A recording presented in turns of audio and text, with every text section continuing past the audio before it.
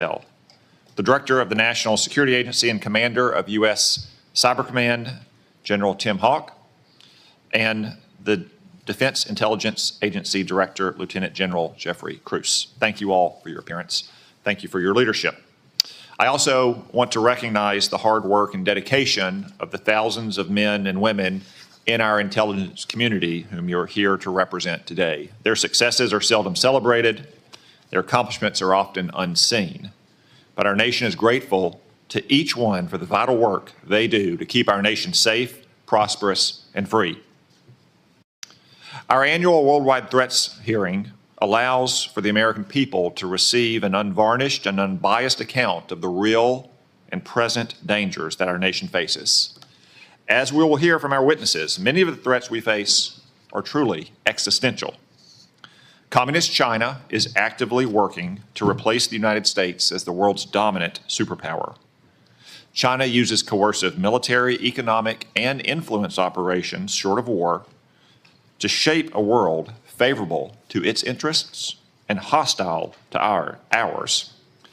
These methods include the biggest peacetime military buildup in history, rapidly expanding its nuclear forces, providing critical assistance to help Russia withstand U.S. sanctions, obscuring its role in accelerating the spread of COVID-19 beyond Wuhan, turning a blind eye to Chinese companies that enable the production of fentanyl flooding into the United States, and putting space weapons on orbit, among other tactics. Iran, despite setbacks inflicted on its so-called axis of resistance by Israel over the last year, still aims to destroy what it calls the little Satan, the state of Israel, and what it calls the great Satan, the United States. It continues to arm Yemeni rebels to attack global shipping, though these outlaws have suffered terrible losses over the last 2 weeks, thanks to decisive action by President Trump and our brave troops. I commend the President, Mike Waltz, Pete Hegseth, and his entire national security team for these actions. Iran also continues its decades-long effort to develop surrogate networks inside the United States to threaten U.S. citizens. Furthermore, Iran's nuclear program continues apace. It's actively developing multiple space launch vehicles, which are little more than flimsy cover for an intercontinental ballistic missile program that could hit the United States in a matter of years. But all this will soon come to an end.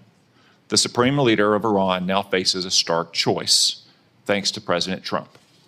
The supreme leader can fully dismantle his nuclear program, or he can have it dismantled for him. Finally, today's report also acknowledges that illicit drug production endangers the health and safety of millions of Americans. For the first time, the annual threat assessment lists foreign illicit drug actors as the very first threat to our country.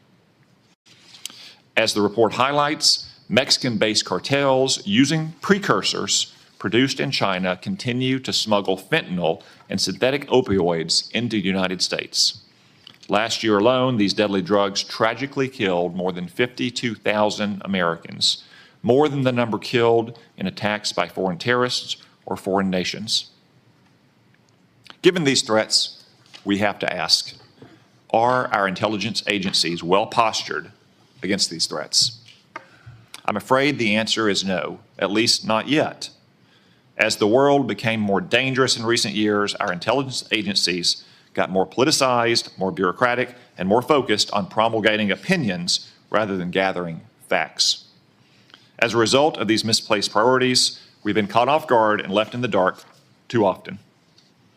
I know that all of you agree that the core mission of the intelligence community is to steal our adversaries' secrets and convey them to policymakers to protect the United States.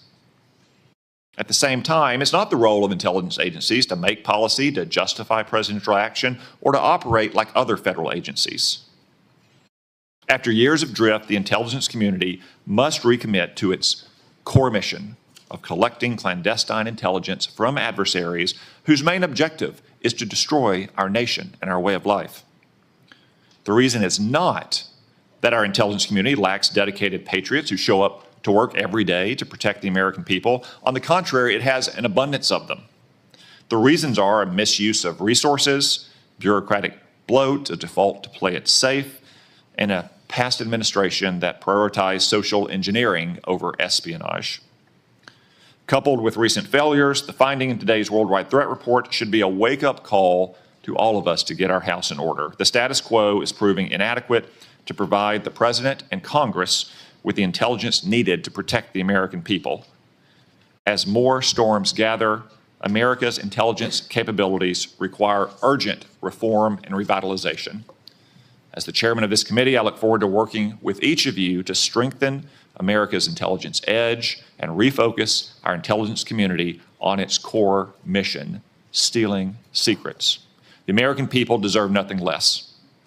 We've assembled an impressive team to get this done, and I look forward to hearing your comments. Now I recognize the Vice Chairman for opening remarks. Well, thank you, Mr. Chairman, and good morning, everybody. I want to thank all the witnesses for being here. I got to say, I've been on the committee now for 14 years, and this year's assessment is clearly one of the most complicated and challenging in my tenure on the committee. And I want to get into that in a moment, but I want to first of all address the recent story that has broken in the news. Yesterday, we stunningly learned that senior members of this administration, and according to reports, two of our witnesses here today were members of a group chat that discussed highly sensitive and likely classified information that supposedly even included weapons packages, targets, and timing, and included the name of an active CIA agent. Putting aside for a moment that classified information should never be discussed over an unclassified system, it's also just mind-boggling to me that all these senior folks were on this line and nobody bothered to even check Security Hygiene 101. Who are all the names? Who are they? Well, it apparently included a journalist. And no matter how much the Secretary of Defense or others want to disparage him, this journalist had at least the ethics to not report, I think, everything he heard. Question I raise is like, everybody on this committee gets briefed on security protocols.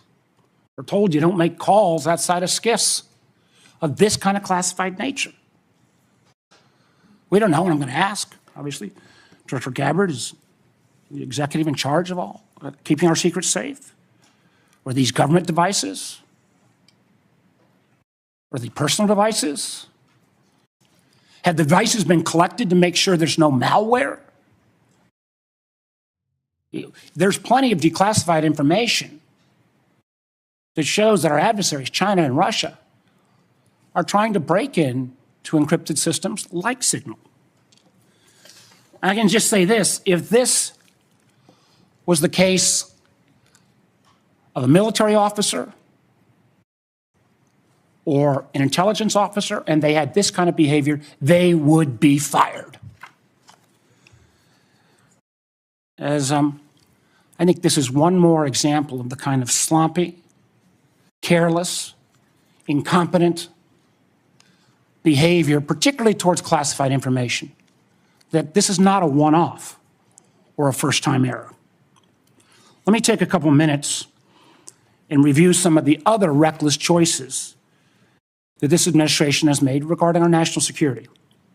We all recall, it seems like it wasn't that long ago, but less than 2 months ago, in the first 2 weeks, the administration canceled all U.S. foreign assistance. Now, some may say, how bad can that be? It's foreign assistance.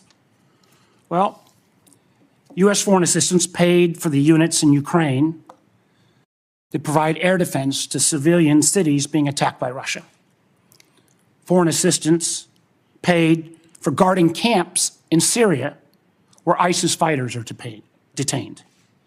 Foreign assistance paid for programs abroad that ensure that diseases like Ebola don't come home. And until recently, it paid for the construction of a railway in Africa that would have helped given the United States much needed access to critical minerals in Congo. Now that project, China's going to try to finance it. As well, in the first 2 weeks, Director Patel, the administration fired several of our most experienced FBI agents, including the head of the Criminal Investigative Division, the head of the Intelligence Division, the head of the Counterterrorism Division, the heads of the New York, Washington, and Miami field office, all individuals who were distinctly and directly responsible for helping to keep America safe. The irony in a little bit was the recently dismissed head of the Counterterrorism Division was involved in disrupting the ISIS attacks planned for Oklahoma City and Philadelphia, and helped lead the effort to bring to justice the key planner of the Abbey Gate bombing in Afghanistan that killed 13 U.S. servicemen and 150 civilians. That very Abbey Gate effort was actually praised by the president in his State of the Union address. Yet the administration's response to these agents, I believe, good works and years of service, was to force these folks out. It's hard to imagine how that makes our country safer. Nor can I understand how Americans are made more secure by firing more than 300 staff at the National Nuclear Security Administration, including those responsible for overseeing the security and safety of the nuclear stockpile. Or by ousting 130 employees at CISA, the agency directly responsible for trying to take on China's Salt Typhoon attack. Again, after Salt Typhoon, I would have thought folks on that group chat might have thought twice. Or how we made safer by sacking 1,000 employees at the CDC and NIH who are actually directly working on trying to keep our country safe from disease. Or by pushing out hundreds of intelligence officers. The amazing thing is that our intelligence officers, they're not interchangeable like a Twitter coder. These intelligence officers, our country makes $20,000 to $40,000 of an investment just in getting a security clearance. Literally goes into six figures when you take the training involved. Can anyone tell how firing probationary individuals without any consideration for merit or expertise is an efficient use of taxpayer dollars? And just to make clear that yesterday's story in The Atlantic was not this rookie one-off, it's a pattern. I want to acknowledge Director Radcliffe was not here in his position when this took place. But again, earlier in the administration, when a non-classified network was used, thereby exposing literally hundreds of CIA officers' identities, those folks can't go into the field now. How does that make our government more efficient? You know, again, this pattern of an amazing cavalier attitude towards classified information is reckless, sloppy, and stunning. And perhaps what troubles me most is the way the administration has decided that we can take on all our problems by ourselves without any needs for friends or allies. I agree that we've got to put America's priorities first. But America first cannot mean America alone. The intelligence we gather to keep Americans safe depends on a lot of allies around the world who have access to sources we don't have.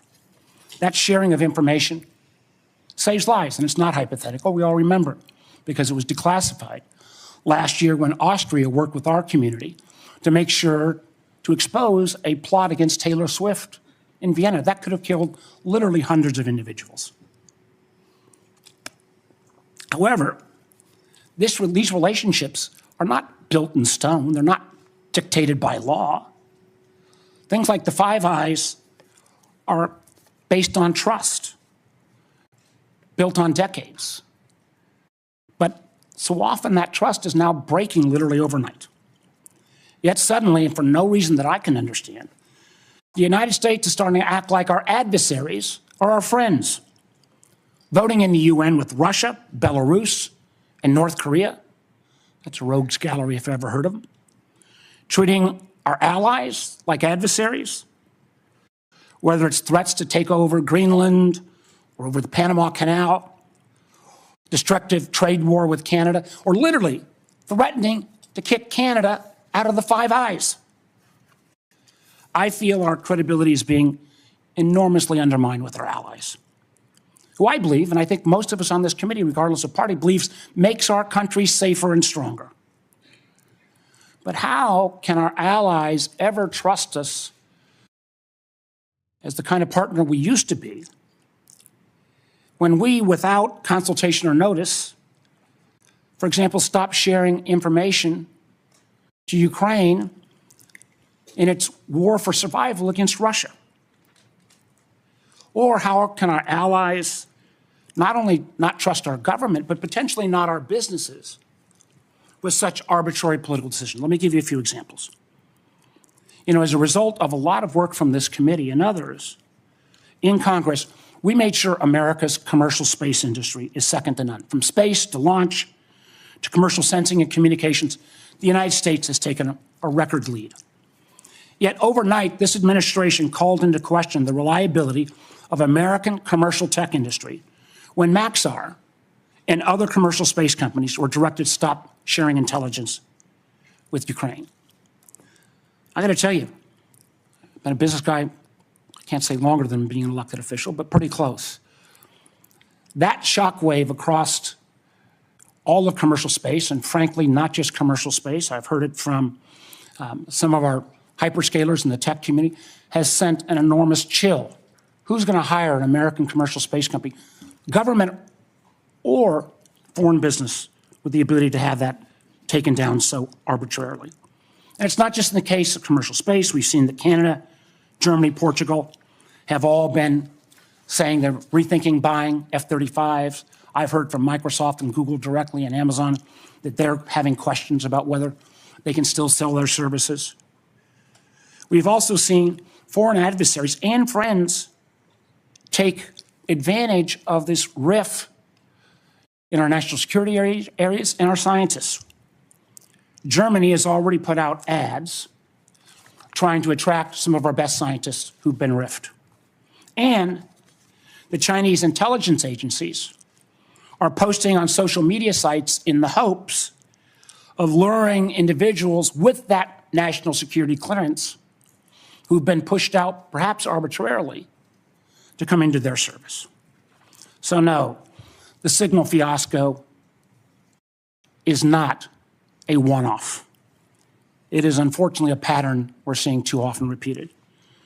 I fear that we feel the erosion of trust from our workplace, from our companies, and from our allies and partners can't be put back in the bottle overnight. Make no mistake, these actions make America less safe. Thank you, Mr. Chairman.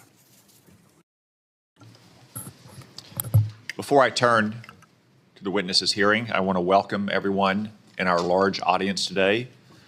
I also want to note that we will not tolerate any disruptions of the witnesses' testimony or senators' questions and the witnesses' answers. You'll note that we have a large contingent of Capitol Police in the room.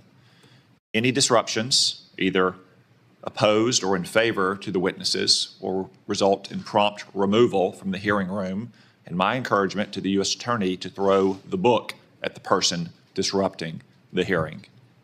No offense, but we all came to hear the witnesses, no one else in the room. Director Gabbard, I understand you'll make a statement for the panel of witnesses. Thank you, Mr. Chairman, Vice Chair, members of the committee. Thanks for the opportunity for us to be here to present you the intelligence community's 2025 annual threat assessment. I'm joined here this morning by my colleagues from the CIA, DIA, FBI, and NSA. Our testimony offers the collective assessment of the 18 U.S. intelligence elements making up the U.S. Intel community and draws on intelligence collection and information available to the IC from open source and private sector and the expertise of our analysts. This report evaluates what the IC assesses most threatens our people and our nation's ability to live in a peaceful, free, secure, and prosperous society. As you know, we face an increasingly complex threat environment that is threatening us here at home and our interests abroad. I'll begin by focusing on what most immediately and directly threatens the United States and the well-being of the American people: non-state criminal groups and terrorists putting American lives and livelihood at risk. Then I'll focus on the key nation states who have the capability to threaten the interests of the United States. In this complex environment, non-state and state actors are able to exploit or take advantage of the effects of each other's activities. Conventional and asymmetrical capabilities, even the traditionally weakest of actors are able to acquire from available advanced technologies, creates an even more complex and serious threat landscape. First, I'll highlight the threats presented by several non-state actors. Cartels, gangs, and other transnational criminal organizations in our part of the world are engaging in a wide array of illicit activity, from narcotics trafficking to money laundering to smuggling of illegal immigrants and human trafficking, which endanger the health, welfare, and safety of everyday Americans. Based on the latest reporting available for a year-long period ending October 2024, cartels were largely responsible for the deaths of more than 54,000 U.S. citizens from synthetic opioids. Mexico-based transnational criminal organizations, or TCOs, are the main suppliers of illicit fentanyl to the U.S. market and are adapting to enforcement and regulatory pressures by using multiple sources and methods to procure precursor chemicals and equipment, primarily from China and India, many of which are dual-use chemicals used in legitimate industries. Independent fentanyl producers are also increasingly fragmenting the drug trade in Mexico. The availability of precursor chemicals and ease of making illicit fentanyl have enabled independent actors to increase illicit fentanyl production and smuggling operations in Mexico. Cartels are profiting from human trafficking and have likely facilitated more than 2 million illegal immigrants encountered by law enforcement at the U.S. southwest border in 2024 alone, straining our vital resources and putting the American people at risk. Criminal groups drive much of the unrest and lawlessness in the Western Hemisphere. They also engage in extortion, weapons and human smuggling, and other illicit and dangerous revenue-seeking operations, including kidnappings for ransom, forced labor, and sex trafficking. These and other human traffickers exploit vulnerable individuals and groups by promising well-paying jobs while confiscating their identification documents. They operate in the shadows, exploiting lawlessness in various areas and using coercion and intimidation to control their victims. While these key drivers of migrants are expected to persist, heightened U.S. border security enforcement and deportations under the Trump administration are proving to serve as a deterrent for migrants seeking to illegally cross U.S. borders. U.S. Border Patrol apprehensions along the southwest border in January 2025 dropped 85% from the same period in 2024. Transnational Islamist extremists such as ISIS and al-Qaeda and affiliated jihadi groups continue to pursue, enable, or inspire attacks against the United States and our citizens abroad and within the homeland to advance their ultimate objective of establishing a global Islamist caliphate. This includes heightened efforts to spread their ideology to recruit and radicalize individuals in the U.S. and the West. While the New Year's Day attacker in New Orleans had no known direct contact with ISIS terrorists, he was influenced and radicalized by ISIS ideological propaganda, as one example. Al-Qaeda and its affiliates continue to call for attacks against the United States as they conduct attacks overseas. These jihadist groups have shown their ability to adapt and evolve, including using new technologies and tactics to spread their ideology and recruit new followers. A range of non-state cyber criminals are also targeting our economic interests, critical infrastructure, and advanced commercial capability for extortion, other coercive pursuits, and financial gain. These actors use a variety of tactics, including phishing, ransomware, and denial of service attacks, to disrupt our systems and steal sensitive and lucrative information using available technologies and U.S. cyber vulnerabilities. Ransomware actors last year, for example, attacked the largest payment processor for U.S. healthcare institutions. And another set of criminal actors conducted cyber attacks against U.S. water utilities. Some of these non-state cyber actors also operate as proxies for or emulate similar activities carried out by major state actors. While these non-state cyber actors often seek financial and intellectual property gains, they also carry out cyber operations for espionage purposes, targeting our critical infrastructure. Turning to key state actors, the IC sees China, Russia, Iran, and North Korea engaging in activities that could challenge U.S. capabilities and interests, especially related to our security and economy. These actors are in some cases working together in different areas to target U.S. interests and to protect themselves from U.S. sanctions. At this point, the IC assesses that China is our most capable strategic competitor. Under the leadership of President Xi Jinping, the People's Republic of China seeks to position itself as a leading power on the world stage, economically, technologically, and militarily. Beijing is driven in part by a belief that Washington is pursuing a broad effort to contain China's rise and undermine CCP rule. China's most serious domestic challenge is probably China's slowing economy and potential instability if socioeconomic grievances lead to large-scale unrest. Growing economic tensions with the United States and other countries could also weigh on China's plans for economic growth and domestic job creation. China's military is fielding advanced capabilities, including hypersonic weapons, stealth aircraft, advanced submarines, stronger space and cyber warfare assets, and a larger arsenal of nuclear weapons. While it would like to develop and maintain positive ties with the United States and the Trump administration to advance its interests and avoid conflict, China is building its military capability in part to gain advantage in the event of a military conflict with the United States around the issue of China's efforts toward unification with the Republic of China, or Taiwan. China's military is also expanding its presence in the Asia-Pacific region with a focus on disputed territorial claims in both the East China and South China Seas.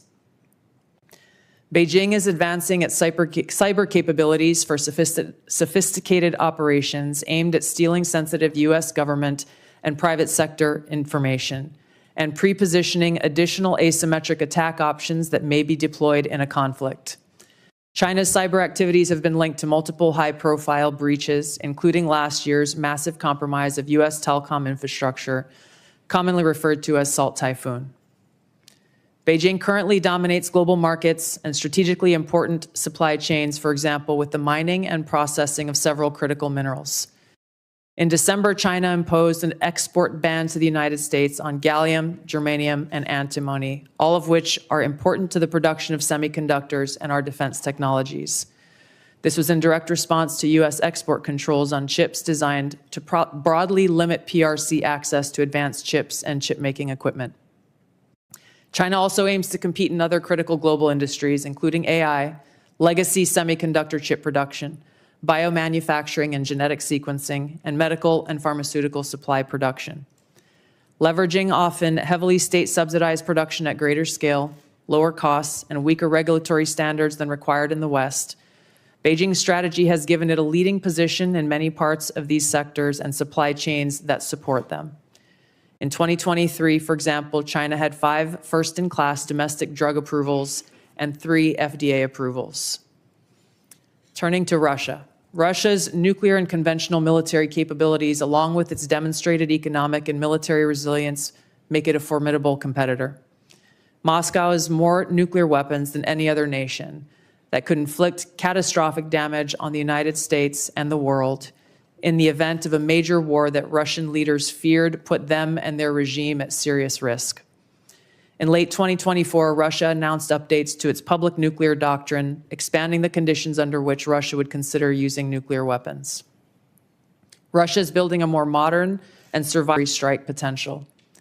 Russia intends to deter the U.S. by holding both the U.S. homeland at risk and by having the capabilities to threaten nuclear war in a conflict. Russia has developed advanced cyber capabilities and has attempted to pre-position access to U.S. critical infrastructure for asymmetric options and make it a persistent cyber threat. Russia's cyber activities have been linked to multiple high-profile breaches, including the 2023 hack of Microsoft. Russia is also fielding new capabilities in anti-satellite weapons meant to degrade U.S. and allied space infrastructure. Among Russia's most concerning developments is a new satellite intended to carry a nuclear weapon as an anti-satellite weapon, violating longstanding international law against such activity and putting the U.S. and global economy at risk. Iran continues to seek expansion of its influence in the Middle East, despite the degradation to its proxies and defenses during the Gaza conflict. Iran has developed and maintains ballistic missiles, cruise missiles, and UAVs, including systems capable of striking U.S. targets and allies in the region. Tehran has shown a willingness to use these weapons, including during a 2020 attack on U.S. forces in Iraq and in attacks against Israel in April and October 2024. Iran's cyber operations and capabilities also present a serious threat to U.S. networks and data. The IC continues to assess that Iran is not building a nuclear weapon, and Supreme Leader Khamenei has not authorized the nuclear weapons program that he suspended in 2003. The IC continues to monitor closely if Tehran decides to reauthorize its nuclear weapons program. In the past year, we've seen an erosion of a decades-long taboo in Iran on discussing nuclear weapons in public, likely emboldening nuclear weapons advocates within Iran's decision-making apparatus. Iran's enriched uranium stockpile is at its highest levels and is unprecedented for a state without nuclear weapons. Iran will likely continue efforts to counter Israel and press for U.S. military withdrawal from the region by aiding, arming, and helping to reconstitute its loose consortium of like-minded terrorist and militant actors, which it refers to as its axis of resistance. Although weakened, this collection of actors still presents a wide range of threats, including to Israel's population, U.S. forces deployed in Iraq and Syria, and to U.S. and international military and commercial shipping and transit. North Korean leader Kim Jong-un is pursuing stronger strategic and conventional capabilities that can target U.S. forces and allies in the region, as well as the U.S. homeland, to bolster North Korea's leverage and stature, defend its regime, and achieve at least tacit recognition as a nuclear weapons power. Kim's recently cemented strategic partnership with Russia supports these goals by providing him greater financial, military, and diplomatic support, reduced reliance on China, and providing North Korean forces and weapons systems authentic warfighting experience.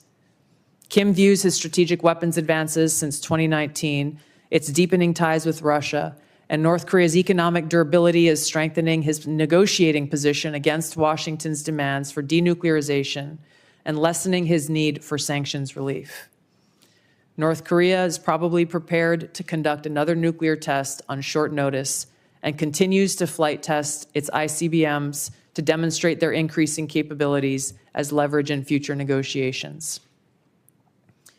Since 2022, China, Russia, Iran, and North Korea have grown closer. Removing the accelerant of the war in Ukraine is unlikely to revert these bilateral relationships to a pre-war 2021 baseline, leaving room for new strategic priorities and world events to create new incentives or challenges to their currently high levels of cooperation. Russia has been a catalyst for much of this expanded cooperation, driven heavily by the support it has needed for its war effort against Ukraine, including protection from U.S. and Western sanctions.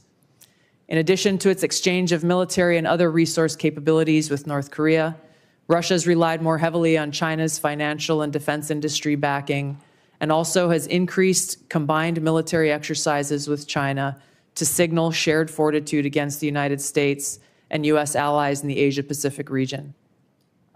With Iran, Russia has also expanded financial ties to mitigate sanctions. Iran has become a critical military supplier to Russia, especially of UAVs, in exchange for Russian technical support for Iranian weapons, intelligence, and advanced cyber capabilities. In conclusion, the threats that we see to U.S. national security are both complex and multifaceted and put the lives, safety, and well-being of the American people at serious risk.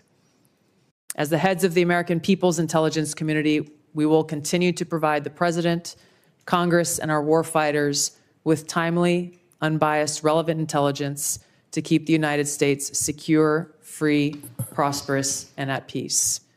To the American people specifically, our intelligence community exists to serve you, and to ensure your safety, security, and freedom. Thank you. Thank you, Director Gabbard.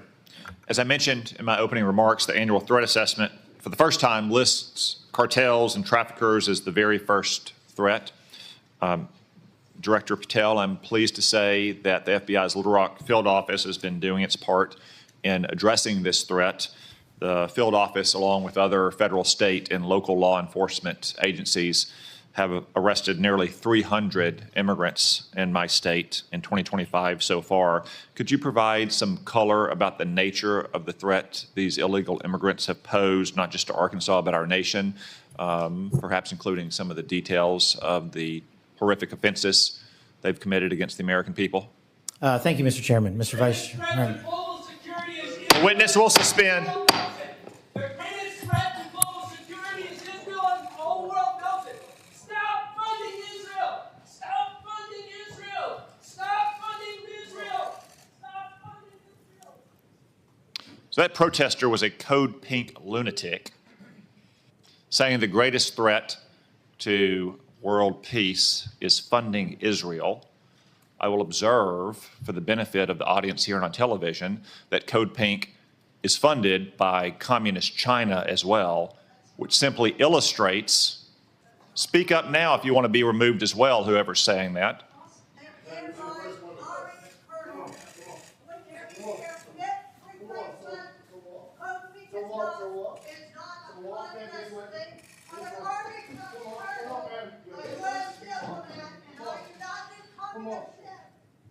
If anyone else would like to join them, speak now, please, so we don't have any more disruptions.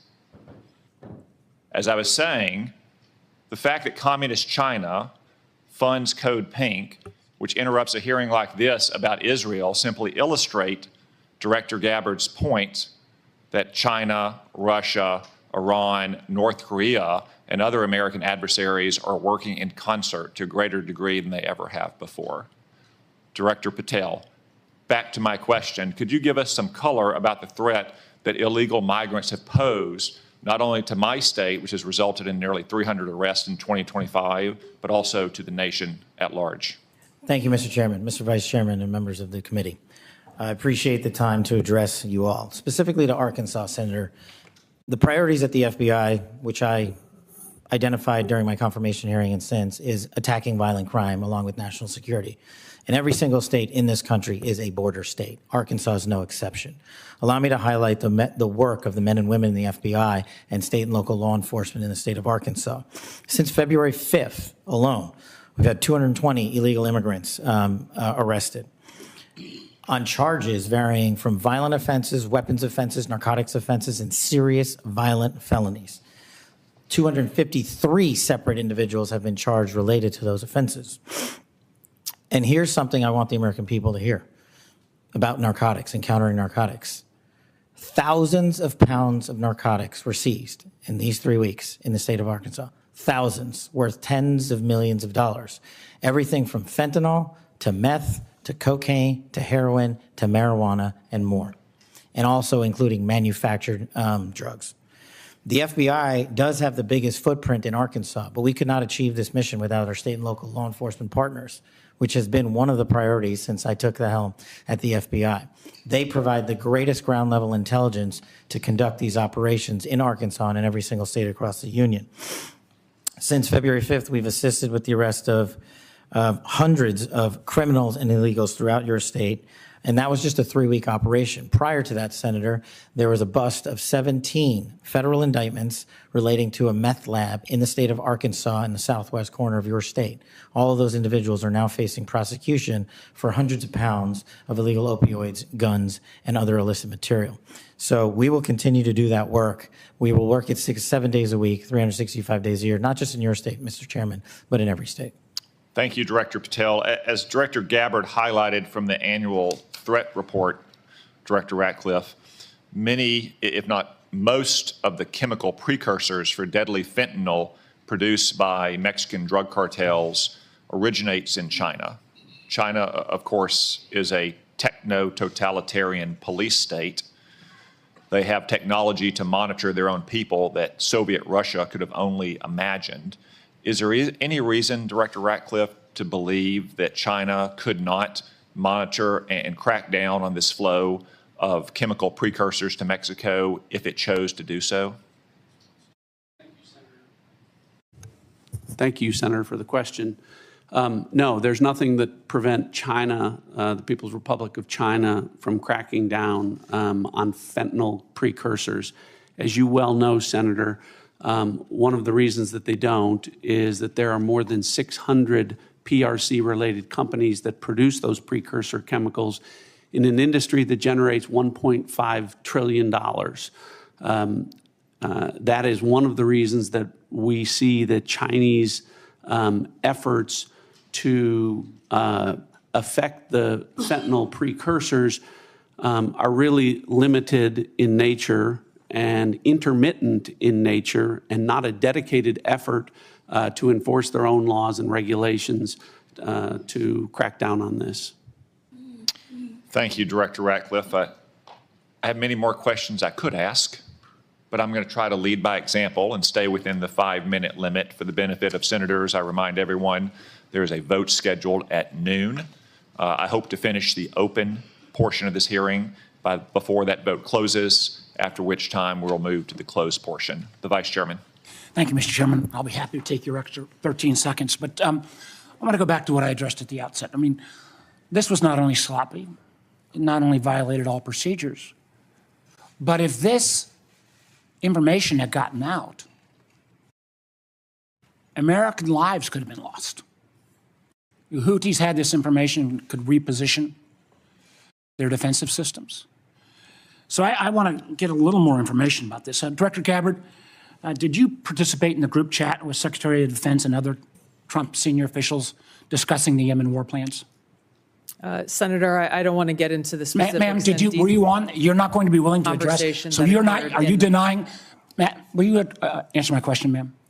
You were not TG on this group chat? I'm not going to get into the specifics. So you refuse to acknowledge whether you were on this group chat? Senator, I'm not going to get into the specifics. Why are you going to get into the specifics? Is it because it's all classified? Because this is currently under review by the National Security Council. Because it's all classified? If it's not classified, share the text now.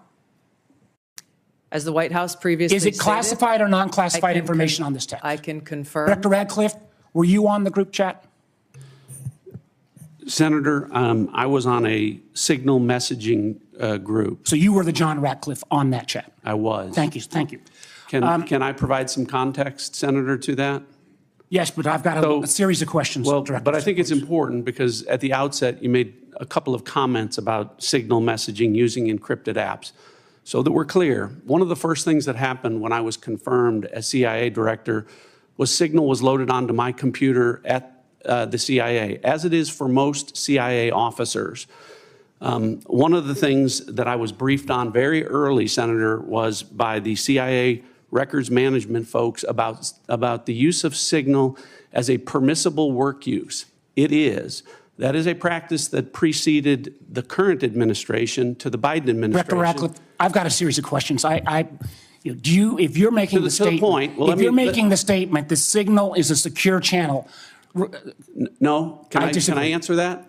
It is I've got a series end-to-end decryption. So to finish, I understand encryption. It is permissible to use to communicate and coordinate for work purposes, provided, Senator, that any decisions that are made are also recorded through formal channels. Right. So those were procedures that were implemented. My staff implemented those processes, followed those processes, complied with those processes, and finally, just please, so my communications, to be clear, in a signal message group were entirely permissible and lawful and did not include classified information. Well, we will make that determination, because if it's not classified, share the text with the committee. Let me go on. Director Gabbard, you are the security executive and set access guidelines for classified information. Did you contact the defense secretary or others after this specific military planning was put out and say, hey, we should be doing this in a SCIF? There was no classified material that was shared in that So then, if signal there was no check. classified material, share it with the committee. You can't have it both ways. These are important jobs. This is our national security. Bobbing and weaving and trying to, filibuster your answer. So please answer the question. If this was Director Gabbard, if this was a rank and file intelligence officer who did this kind of careless behavior, what would you do with them? Senator, I'll reiterate that there was no classified material that was shared in that Ma'am, if there's signal no classified in materials, share. And then if there's no classified materials, then you can't even answer the question whether you won the chat. This is strangely familiar, and I think my colleagues will remember, when you couldn't answer the question, is Edward Snowden a traitor? Ma'am, I have serious doubts about anyway. Director Gabbard, I'm going to give you this. Tweeted just 11 days ago, and I'm quoting you. Any unauthorized release of classified information is a violation of the law and will be treated as such. So if this information is classified, what are you going to do?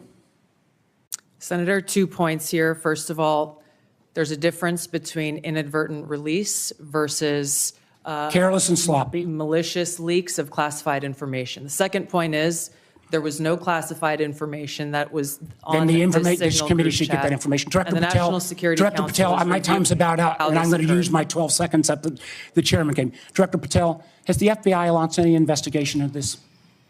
Senator, I was just briefed about it late last night, this morning. I don't have an update. I would like to get an answer by the end of the day.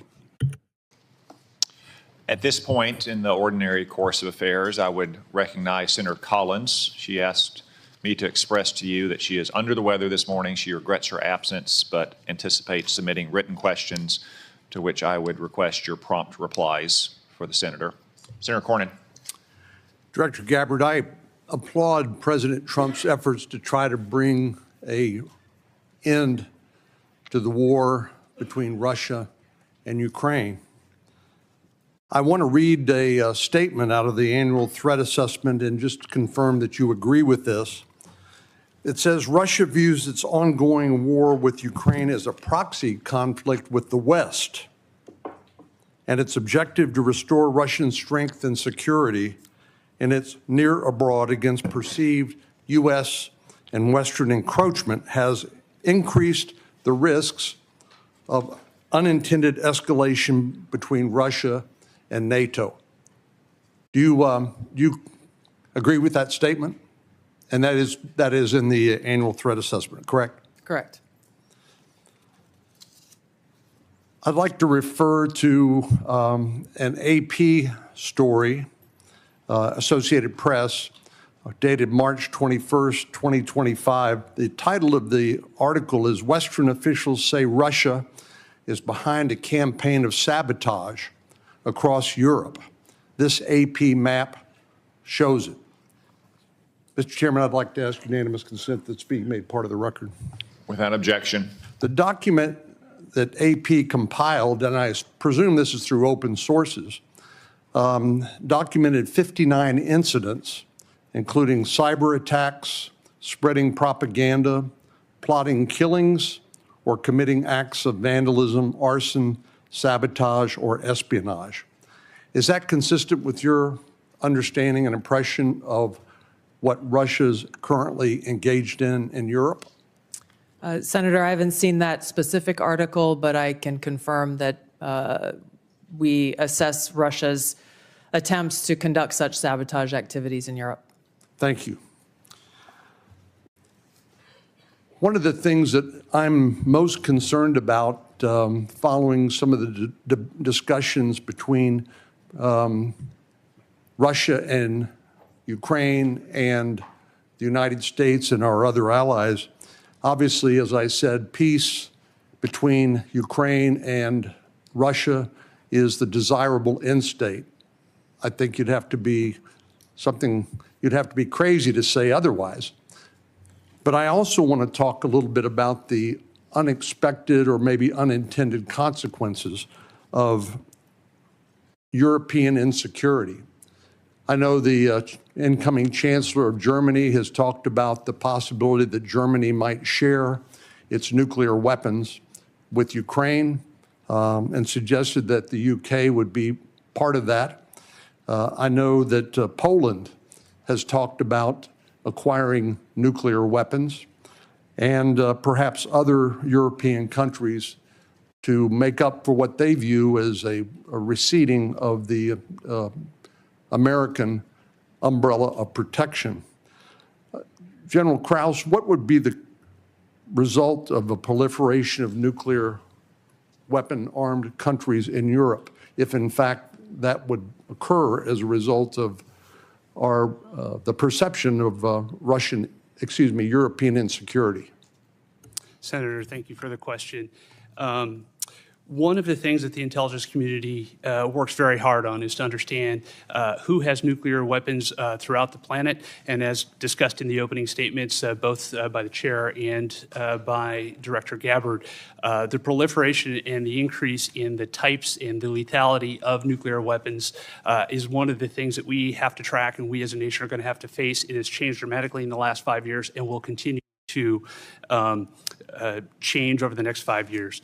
The addition of additional countries which have their own deterrence policies and will act in a nuclear dialogue, or the presence of those weapons, the security of those weapons, the movement and the threat of use of those weapons complicates the environment by which all of us will operate and will complicate all of the decisions by which all future conflict and the political decisions that we support of the decision makers. It makes the world a more dangerous place, does it not? Senator, yes, it does.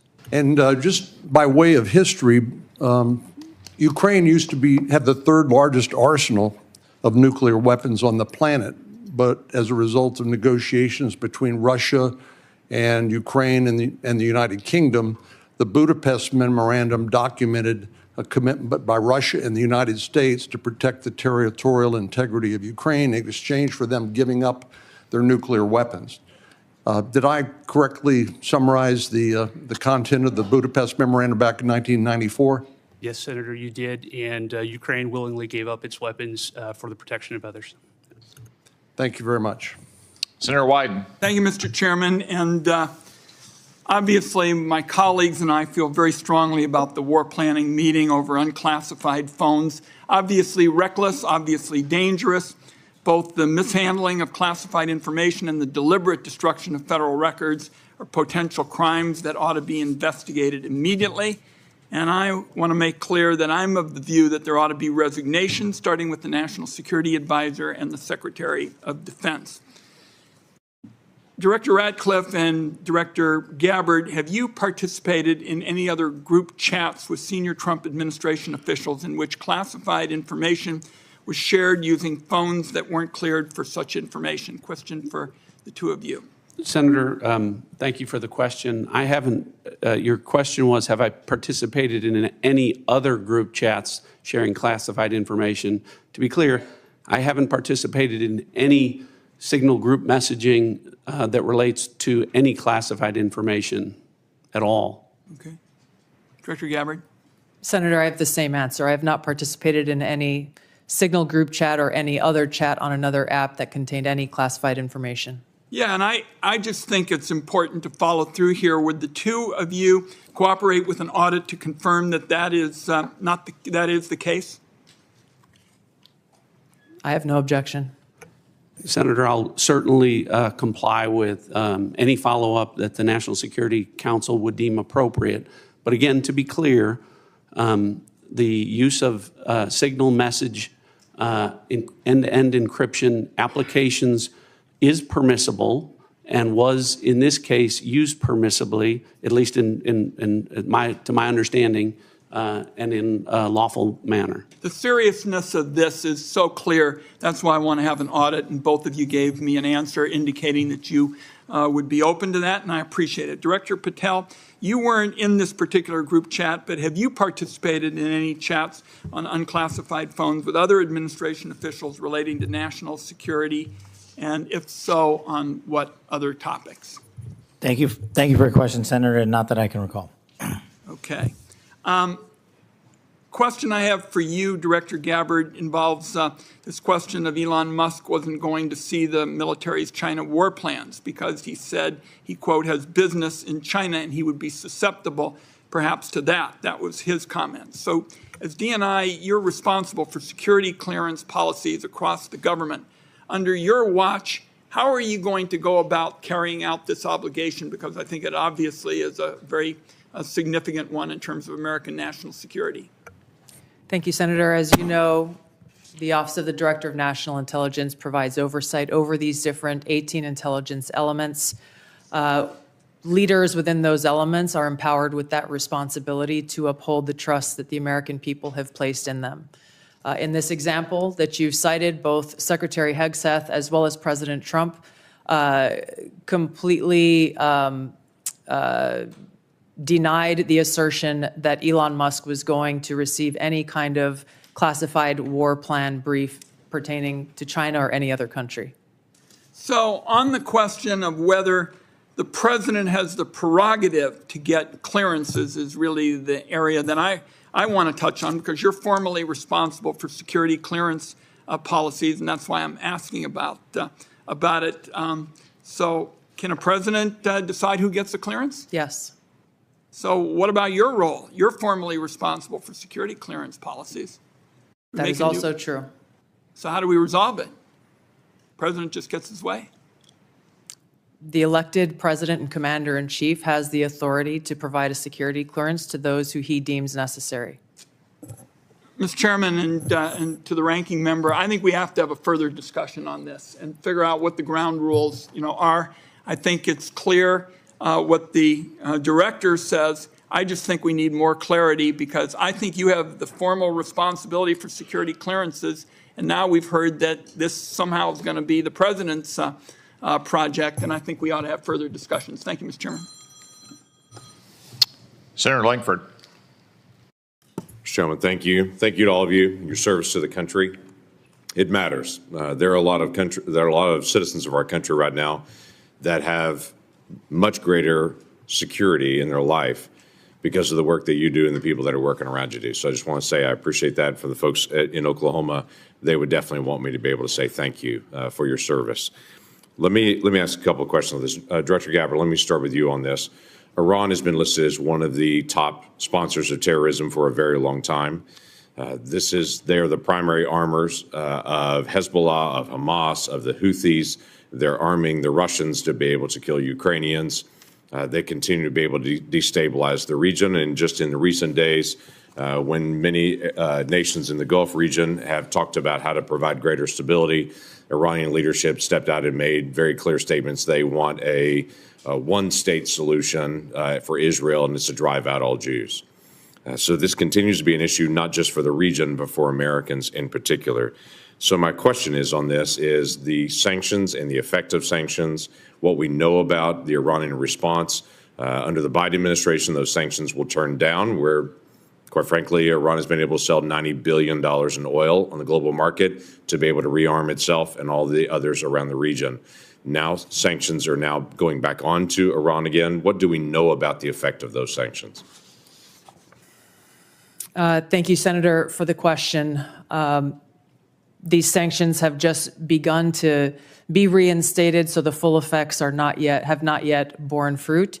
But the message that the president has sent with his maximum pressure campaign is certainly heard. As the chairman mentioned in his opening remarks, President Trump recently sent a letter to the leader of Iran expressing his interest in direct talks in order to try to de-escalate and to prevent war, prevent Iran from gaining a nuclear weapon, but also stated that there would be military consequences if there was no direct negotiations. So President Trump is continuing to carry out his vision and mission of peace through strength, acting in the best interests of the American people. We will see what choices are made from here. Okay, thank you. Director Patel, during the last administration and the very open border policy that they had, we had some years, including 2022 and 2023, where there were 70,000 individuals that were released into the country that were identified as special interest aliens. This is something this committee and the Homeland Security Committee tried over and over again to get details on. The Biden administration was unwilling to be able to share any of the details, and the special interest aliens led to a great amount of frustration. The comment came often back to us is that FBI is going to track all these individuals and to be able to identify them, even though it was 70,000 a year that were coming into the country. You just walked into this position and trying to get your feet on the ground in so many different issues that are outstanding on that. I raised to you the issue of individuals that are currently illegally present in the country going through a process, but are listed as special interest aliens. By definition from the administration, those are individuals that we don't know their level of risk, but they're considered a national security risk, but we don't know anything else about them from there. So how are you trying to get on top of the number of people that are criminal aliens in the country, but also these special interest aliens that come from terrorist areas? Thank you, Senator. Appreciate your question. As far as the FBI is concerned, you hit on it. Criminal. So we are focused across our interagency partners at DHS, ICE, CBP, CISA, and elsewhere to identify through our information sharing networks that we have stood up with state and local law enforcement to provide us the details on any criminal evidence relating to any of the individuals you highlighted. And if there's a nexus there, a case will be opened, excuse me, by the line agents who predicated lawful and factual basis to do so. And we will further refer that matter to the Department of Justice for prosecution. We are reviewing all of these cases anew, and we will report back to you, Senator, with some fidelity on the outcome of that process. Okay, thank you. Are you getting good feedback from social media technology companies and cooperation from them on illegal activities that are promoted on their site? All the different sites have rules and standards for what can and can't be done on that. But for instance, in the border areas, many of the sites are allowing child trafficking, or they're allowing basically the hiring of Americans to come be drivers and such, and they know this is being circumvented. Are they working with you on that to be able to take illegal content off their sites? Thank you, Senator. And we have engaged directly at the top levels of all the private sector software communities and social media companies, and they have been very helpful because they have been told that this is a priority for me at the FBI to work with them because they have so much information to share back with us. Now, that's, of course, just on the public systems. We're not talking about the dark net. Thank you. Thank you, Mr. Chairman. Senator Heinrich. Thank you, Chairman.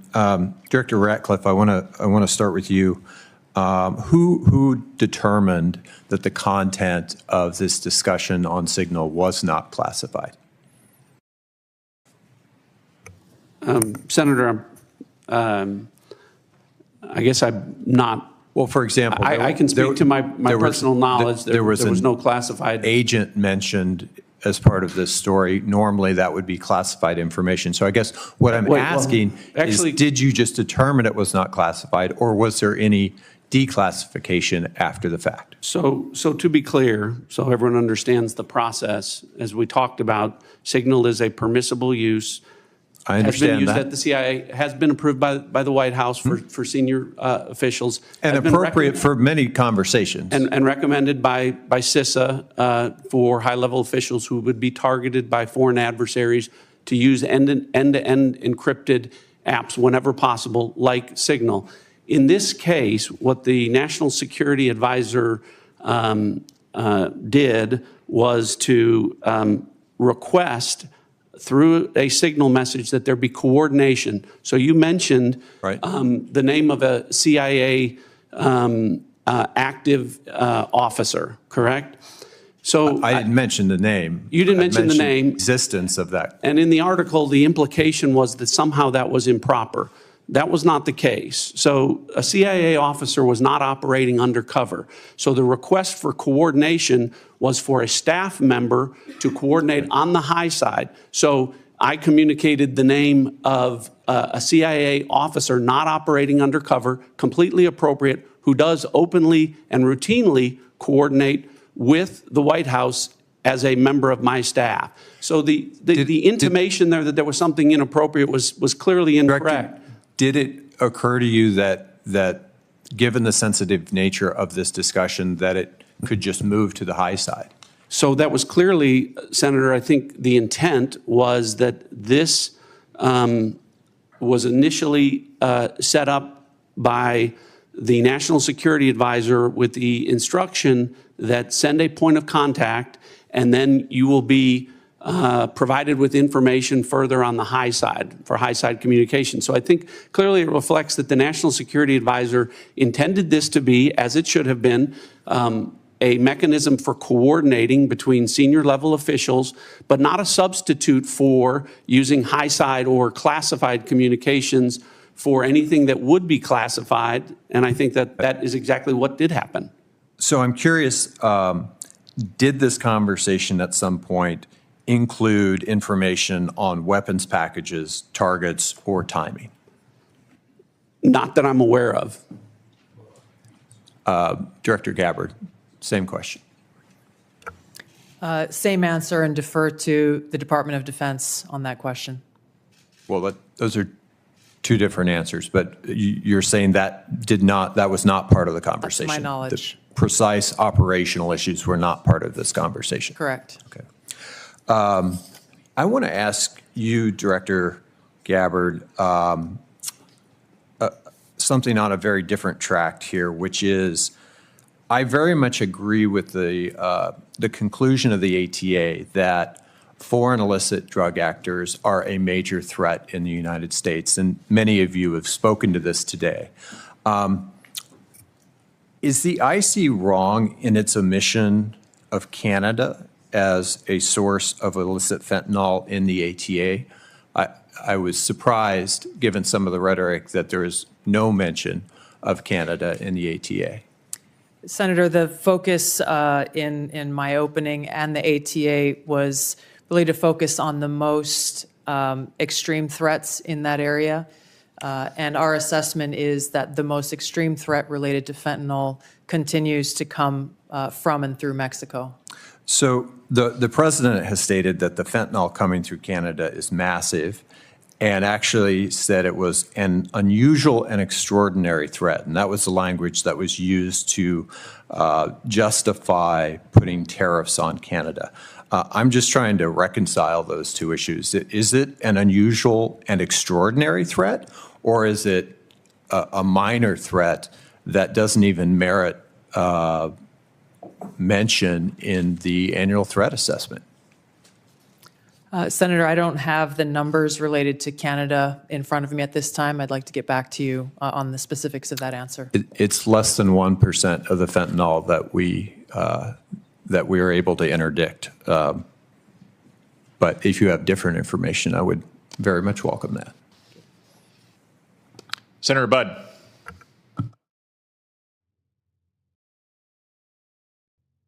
Thank you all for being here. And Director Gabbard, prior to your role here, we had a big storm in western North Carolina, and you were among those first from outside our state to show up. So thank you for your work there. Thank you for your ongoing work there and that of your family as well. It was good to see them when out in western North Carolina last week, so thank you. Director Hawk, so what do we need to do in regards to Volt Typhoon? There's a lot of pre-positioning that went on there. So where are we with that? And what do we need to do in regards to our power companies, whether it's generation or distribution, Duke Energy in my home state, or even the rural electric co-ops? What do we need? What have we learned? And what can I tell them? Senator, 99% of the critical infrastructure in the United States is controlled by private companies. So that really drives us to talk about how do we partner with industry and with the commercial sector, in this case, with power sector. Volt Typhoon began when industry came to the intelligence community and said, we're seeing anomalous activity, can you help us gain context? And we were able to bring context to that to be able to understand what the threat was and then to ultimately be able to identify who was behind that threat. Since that time, we've continued to work very closely with industry to be able to determine what are the right ways for us to be able to pursue these threats within networks to enable the interagency, to enable our partners and industry to be able to pursue them. That's the approach we have to take. It is a collaboration between the government and industry to be able to eradicate these threats, and we have continued to pursue them together since our first identification and notification that we did related to this particular threat. Thank you. What have you done on the offensive side here in regards to, I think there were three, Salt Typhoon, Volt Typhoon, and even Flax Typhoon. Maybe there were others, but those are the three that are known. Senator, I've been given really clear guidance in terms of what the Secretary of Defense expects, in terms of our aggressive approach to be able to restore deterrence, and I look forward to talking with you about that in the closed hearing. Look forward to that. Directors Gabbard and Ratcliffe and Patel, thank you all again for being here. So as you're all keenly aware, Section 702 of FISA is an extremely useful authority to help keep our nation safe. I also know that we need to rebuild American people's trust and confidence that such authorities are not being misused by the intelligence community to unlawfully target Americans. So since taking over your respective agencies, can you tell me and tell the American people how effective the recent changes have been in protecting privacy and civil liberties of each and every Americans? And then, if you will, comment on how useful the authority is in generating intelligence that actually protects the homeland. We'll start with you, Director Gabbard. Senator, Section 702, which authorizes the foreign collection of non-U.S. persons outside of the United States, continues to be one of our most effective collection tools to ensure our national security. There are a number of reforms that the Senate passed, that Congress passed last year, that have proven to strengthen the protections of Americans' Fourth Amendment rights. In the short time that I've been in the seat, I've seen a few examples of that directly, most recently through the FISA court, calling in an amici to come in and weigh in on a dispute regarding provisions that would further protect Americans' Fourth Amendment rights. I'll be visiting our friends at the NSA next week and doing a quote-unquote ride-along to observe directly how those reforms that Congress passed are being implemented to protect Americans' civil liberties, and look forward to reporting back after I've had that opportunity. Thank you. Director Patel. Thank you, Senator. With my background in FISA and 702, I just want to clearly delineate between FISA Title 1.3 and 702 collection. We need to both ardently defend its use, but also ardently support reforms that allow the American public to entrust that those charged with those capabilities are not violating the Fourth Amendment or any other violation. Speaking to Title I, Title III, when it comes to U.S. persons, I have already included an amendment in terms of FBI language to make sure that when a U.S. person is targeted, that the FBI specifically is responsible for culling through all exculpatory information that is reasonably known and satisfying that burden and stating it in the application. When it comes to 702, Senator, some of the biggest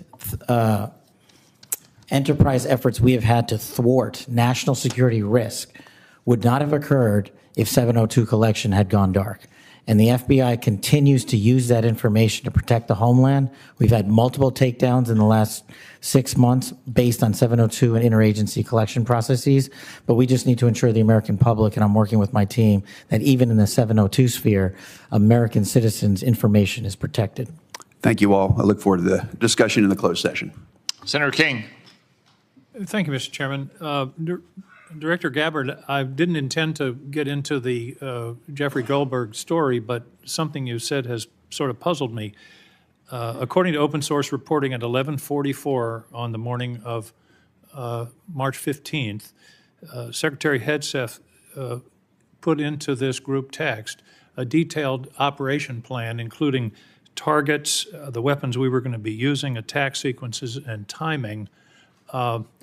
And yet you've testified that nothing in that chain was classified. Wouldn't that be classified? What if that had been made public that morning before the attack took place? Senator, I can attest to the fact that there were no classified or intelligence equities that were included in that chat group at any time. So, and I so the defer, attack sequencing and timing and weapons and targets you don't consider should have been classified? I defer to the Secretary of Defense and the National Security Council on that question. Well, you're the head of you're the head of the intelligence community, and you're supposed to know about classifications. So your testimony very clearly today is that nothing was in that set of texts that were classified.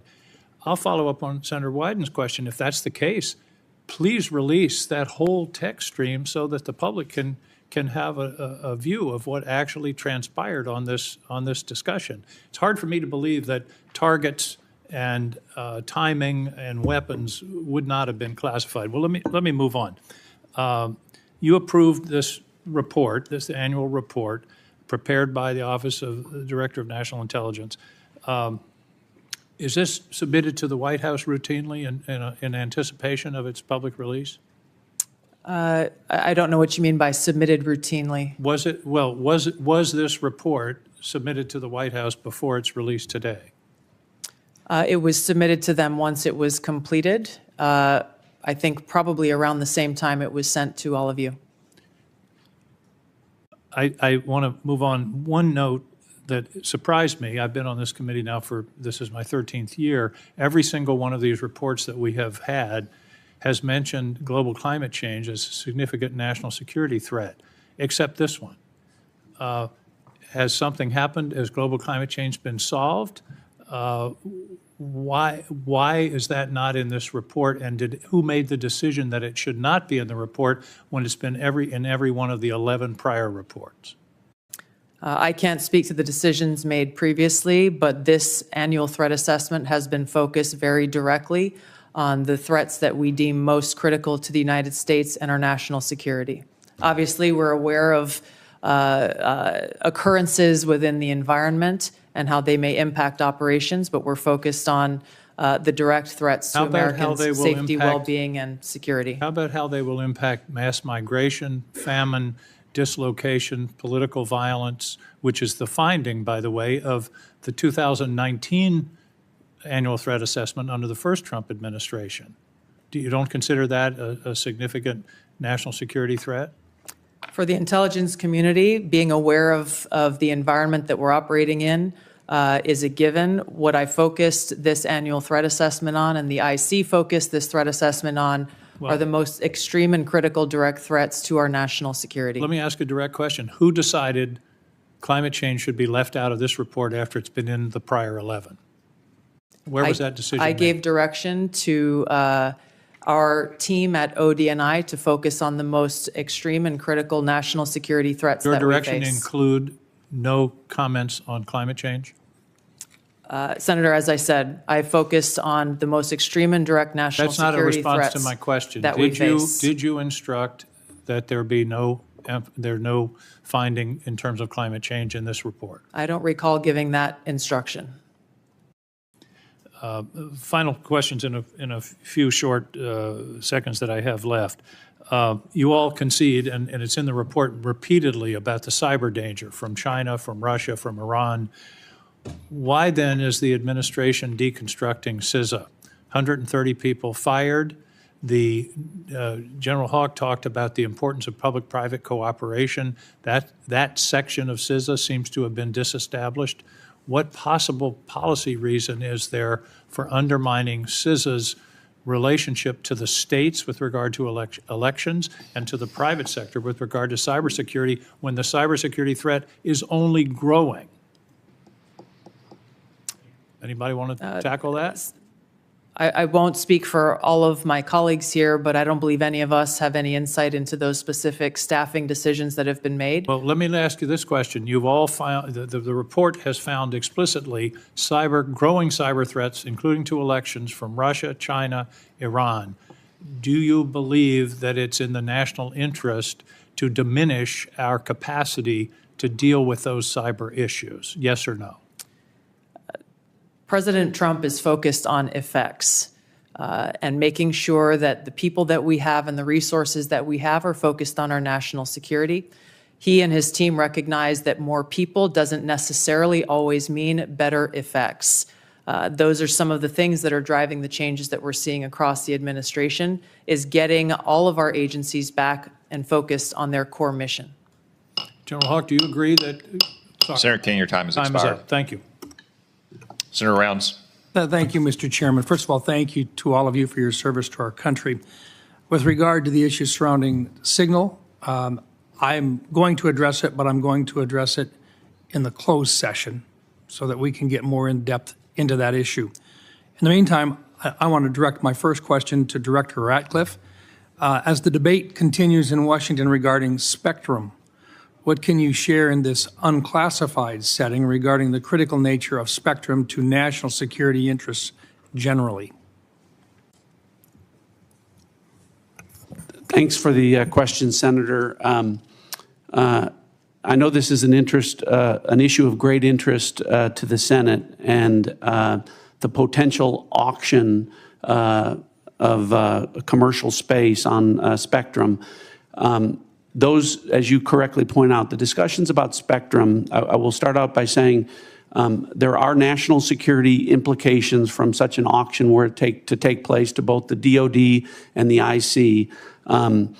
I think the discussions that we need to have in a classified setting, I can relate to you that the direction from early meetings that we've had is that the discussion about where that might take place would not affect specifically CIA or IC equities, and I hope that's the case and where the discussion goes. But I think we need to be concerned that a public auction at bands at certain levels would have an impact on our ability to deliver an accurate intelligence picture. In other words, there are parts of the spectrum which simply cannot be shared with the commercial. That's correct. All right. Thank you. And we can talk about the specific reasons about why in a classified setting that would cause a diminishment of our ability to deliver a good threat picture to the Commander-in-Chief. And in some cases, life or death consequences Absolutely. Involved. Thank you. Director Patel, first of all, I just want to thank you for what you are doing, and I know that there's a number of items that in your previous life you did that simply can't be discussed, but nonetheless, we've appreciated what you have done for your country already. Today, I just wanted to talk to you about, we've seen a series of public news reports about ISIS threats within the United States. And there have been several successful interdictions, Oklahoma City, Philadelphia, New York. Although the question remains as to the total number of ISIS operatives who were able to breach porous borders in the months and years before policy changes in this January of 2025, to what extent is the FBI tracking operatives who remain in the United States today, and what is the FBI doing to track them down? Thank you, Senator. I appreciate your question and your comments. So the priorities at the FBI since I took over have been violent crime and national security, and this speaks directly to national security. The direction for the FBI is to track down any individuals with any terrorist ties whatsoever, whether it be ISIS or another foreign terrorist organization, and now to include the new designations of the cartels down south and elsewhere. So the FBI is utilizing our Joint Terrorism Task Force, which are situated in all 55 field offices.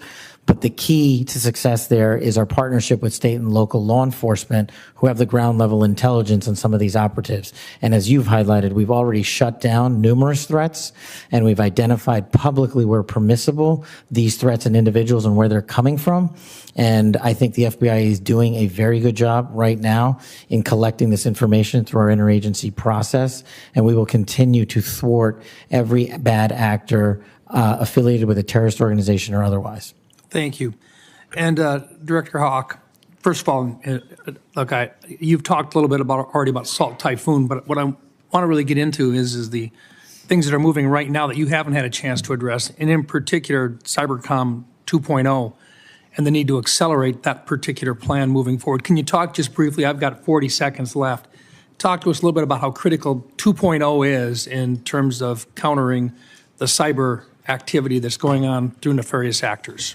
Senator, what we were asked to do by Congress was to look at what's the force generation model for the Department of Defense to be able to generate cyber forces.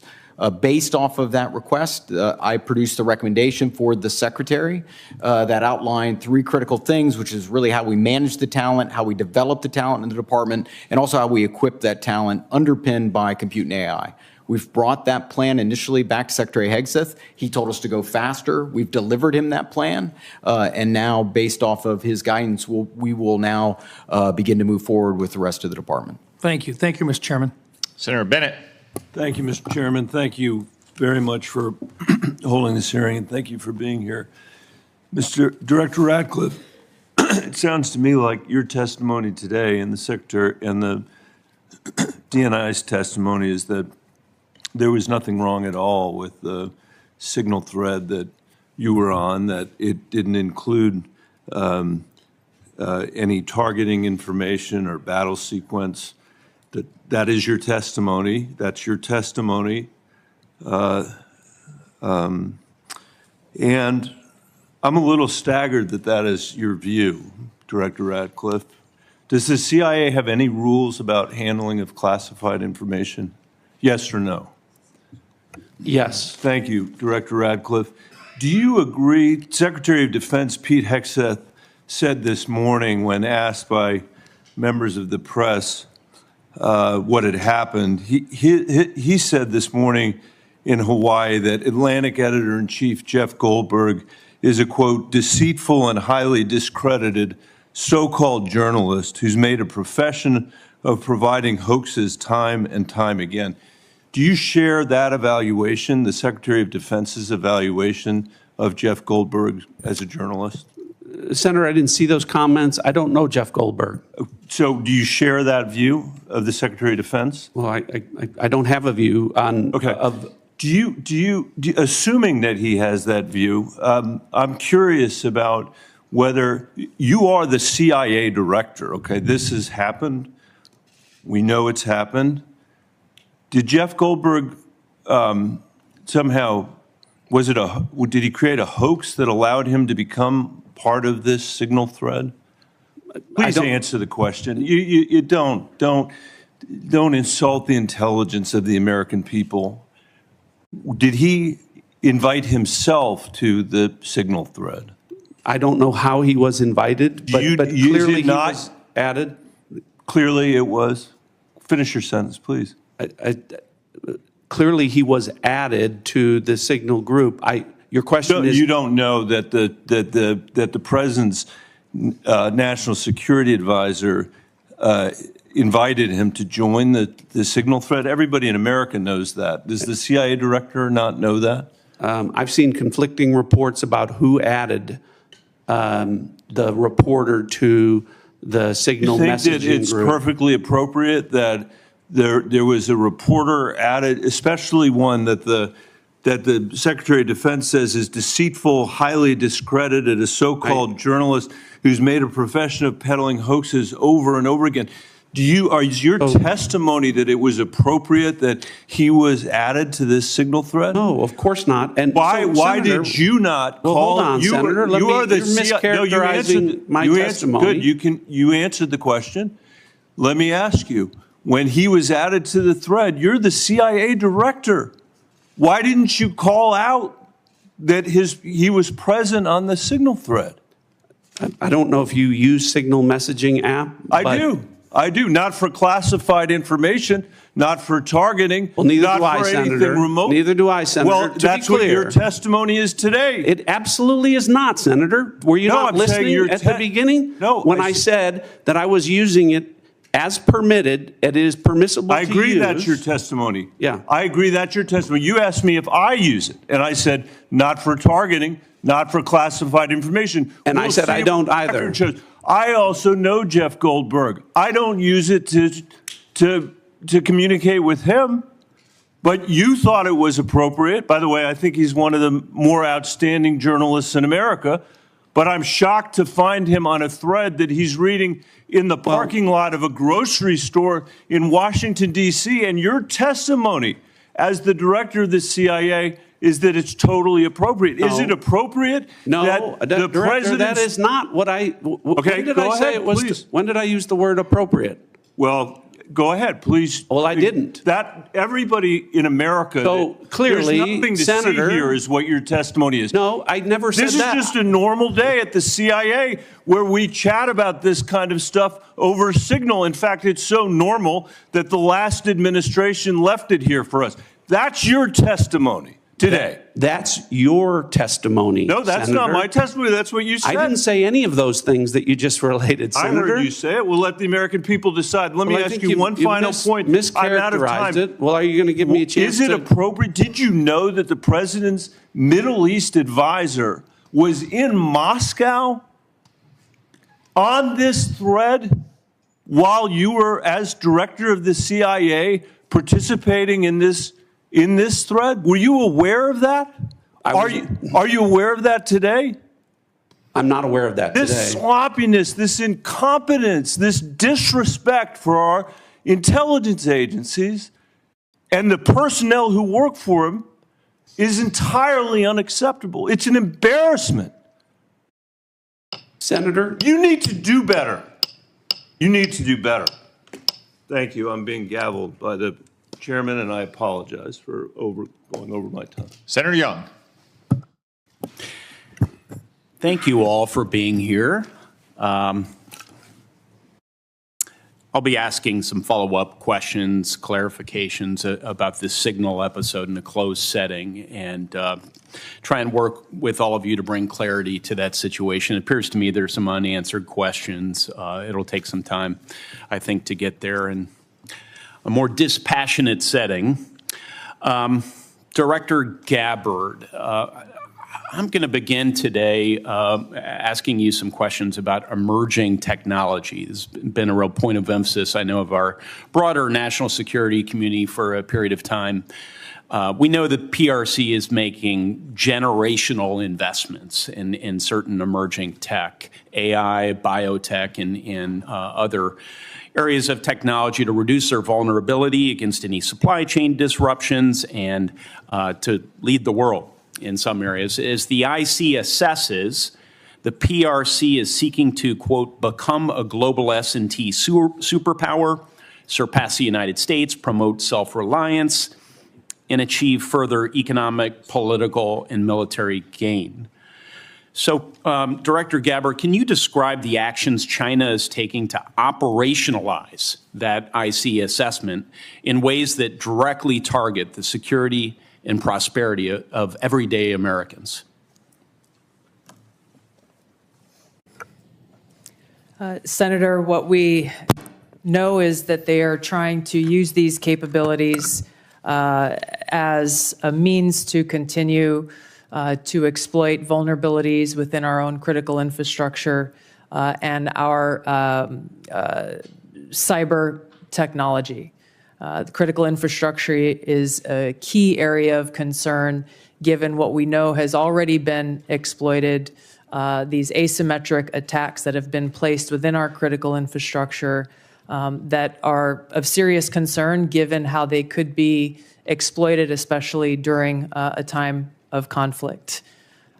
We know that they are experiencing a boom in their generative AI capability and are competing very heavily against our own AI capabilities. Obviously, AI can and will be used across a multitude of every sector of our society, both here as we are in our own country, and we expect China to be able to continue to do the same there. So two key areas of vulnerability to the United States, conceivably, susceptibility to cyber attacks, and as China's leveraging of AI towards misinformation, increasingly into the physical realm, they can pose threats to us as well. As follow-up, Director Ratcliffe, you know, we've had Huawei, we've had TikTok. What do you believe will be the next point of technological friction and competition between the U.S. and China? What should members of Congress be looking for? Senator, I think I can answer this question more fully in the classified setting. What I would say is it relates to the issue of emerging technologies and matters of quantum computing and quantum sensing, and our ability to stay ahead of China on the technological curve with respect to those issues. I'd be happy to get into that in further detail in a classified setting. Excellent. We'll dive into that. Director Haw, General, how do you see biotech playing into this broader competition? I think it's an area that, from our perspective, has increasingly been a priority as we want to understand the approach that China's taken, and also to ensure that as we think about the president's priorities in terms of both economic and technology security. We are certainly, as a community, following D&I's guidance, that we are increasingly putting our resources to be able to ensure that we understand where China is investing in those resources and how that will impact our economy and overall the overall health of our national security. Thank you, General. Director Gabbard, not a lot of time left on this end, but I do have a little crypto interest I wanted to communicate to you. Can you share with this committee how we're positioned to disrupt foreign cyber efforts to steal cryptocurrency, such as the North Koreans have successfully done? If others would like to pull this thread and weigh in on this question very briefly, that would be great. Senator, we're obviously aware of North Korea's revenue generating by stealing cryptocurrency has had a significant effect on North Korea's capabilities. I defer to our technical experts on the actions that are being taken. Senator, I think this would be a great topic when we go to closed session. It's going to be a busy closed Agreed. setting. Yes. Director Patel? I agree with the general. In closed session, I can provide some details. It's what you get when you visit with a bunch of spies. All right, Chairman. Senator Kelly. Thank you, Mr. Chairman. I'm going to come back to the topic of the day here, the signal chain as reported by The Atlantic. Ms. Gabbard and Mr. Ratcliffe, you each testified that there was no information operational in nature, no classified information. So I want to ask each of you just a series of, just respond yes or no. I'll start with Ms. Gabbard. In the signal chain that we have been talking about, was there any mention of a target in Yemen?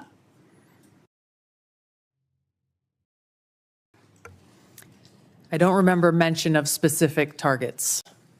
Any generic target?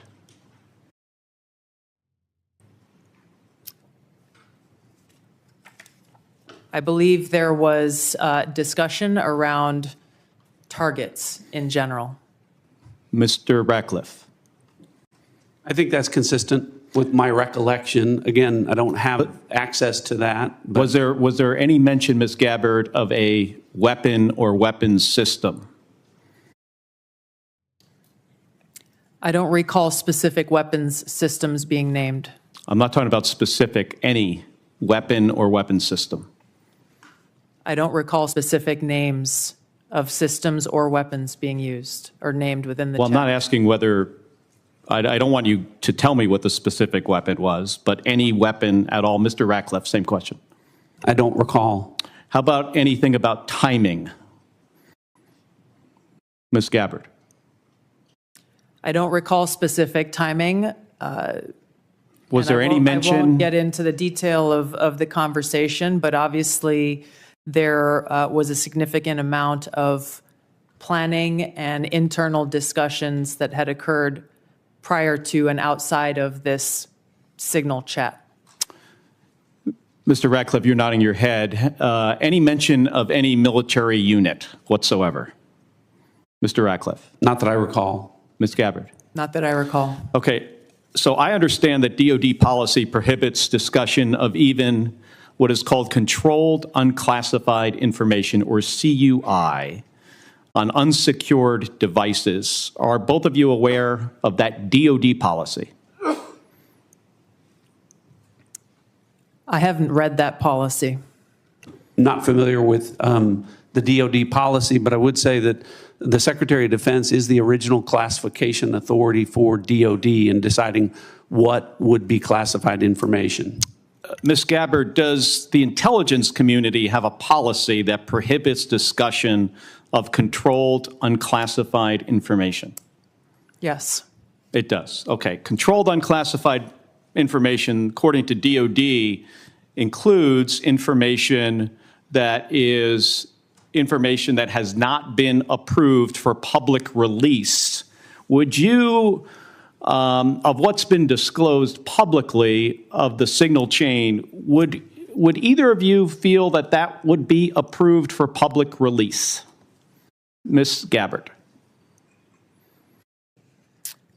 The discussion that took place in that Signal chat group was a conversation reflecting national security leaders and the vice president around the president's objectives. So yes or no, would you approve that for public release? I don't feel I can answer that question here. Because of the nature of this hearing? Because of the nature of a private discussion that took place between individual leaders in our government. It would make sense that you would not approve it for public release, wouldn't it? There are other factors that would go into that consideration. Mr. Ratcliffe, yes or no? I wouldn't approve the release of classified information. Again, as I've said, my I'm not talking about understanding is classified information, Mr. Ratcliffe. I'm talking about information that has not been approved for public release. That is information that is considered controlled, unclassified information. The principles that would have been on that would have been individuals capable of approving that for public release. Do you, I got 20 seconds. The deliberation as to whether or not we should launch a strike on another country, would you consider that classified information, Ms. Gabbard? Well, the information was not classified. This is not, I'm not talking about this. I'm just talking about deliberation as from principles as to whether or not we should launch a strike on another country. Would you consider that classified information? I'm not talking about what happened this week. There are other factors that would go into determining that classification. Mr. Ratcliffe, the deliberation between principals in our national security apparatus about whether or not to strike another country, would you consider that to be classified information? Pre-decisional strike deliberation should be conducted through classified channels. Thank you. Thank you, Mr. Chairman. If I may, I just want to return, Mr. Ratcliffe, to your answer there in part, Senator Kelly. It's been raised at several occasions now in this hearing about whether classified information was discussed in this chat. And you mentioned about the Secretary of Defense being what you called, I think, the original classification authority. Correct. Correct. I think it's important for the public to understand that although you and Director Gabbard are original classification authorities on many matters, you're not that for all matters that might be classified in the government. Is that right? That's correct. So if the Secretary of State has classified sensitive diplomatic details, that's his authority. If the Secretary of Energy has sensitive classified information about our national laboratories, that's his authority. And the two of you can't speak to other departments who have their own original classification authority, and which, of course, as Director Gabbard said, ultimately rested with one person, the President of the United States. Is that correct? That's correct.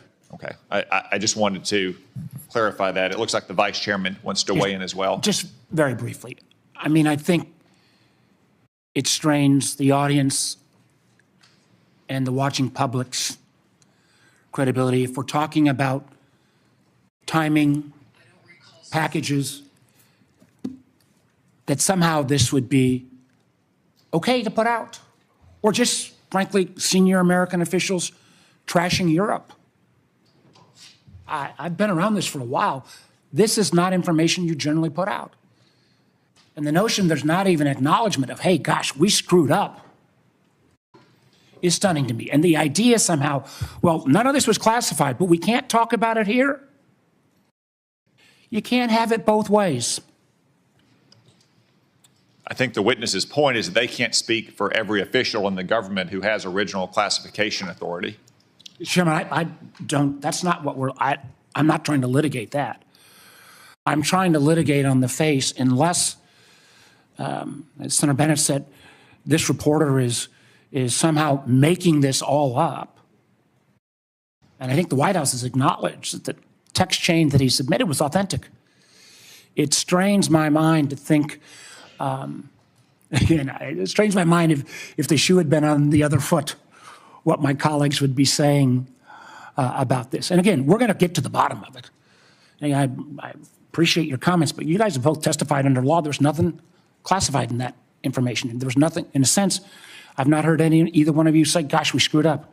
So we'll find out. This is too important to our national security. And again, I know we've got more members to close.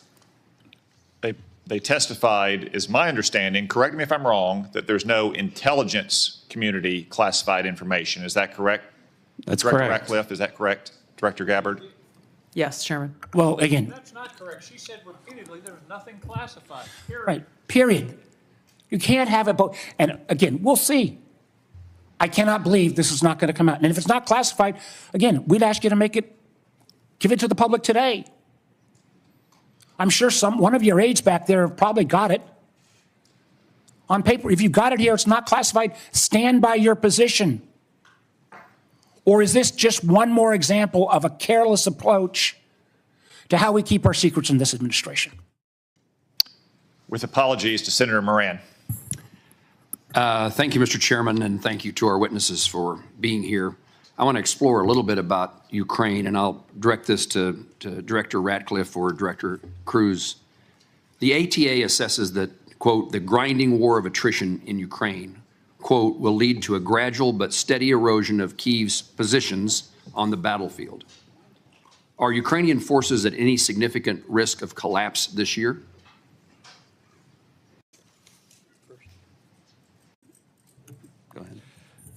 Before I turn it over to Director Ratcliffe, I think both sides are working through the equipment that they need, the industrial base they need to support that, and the personnel that are required to man all of that equipment and man the front lines.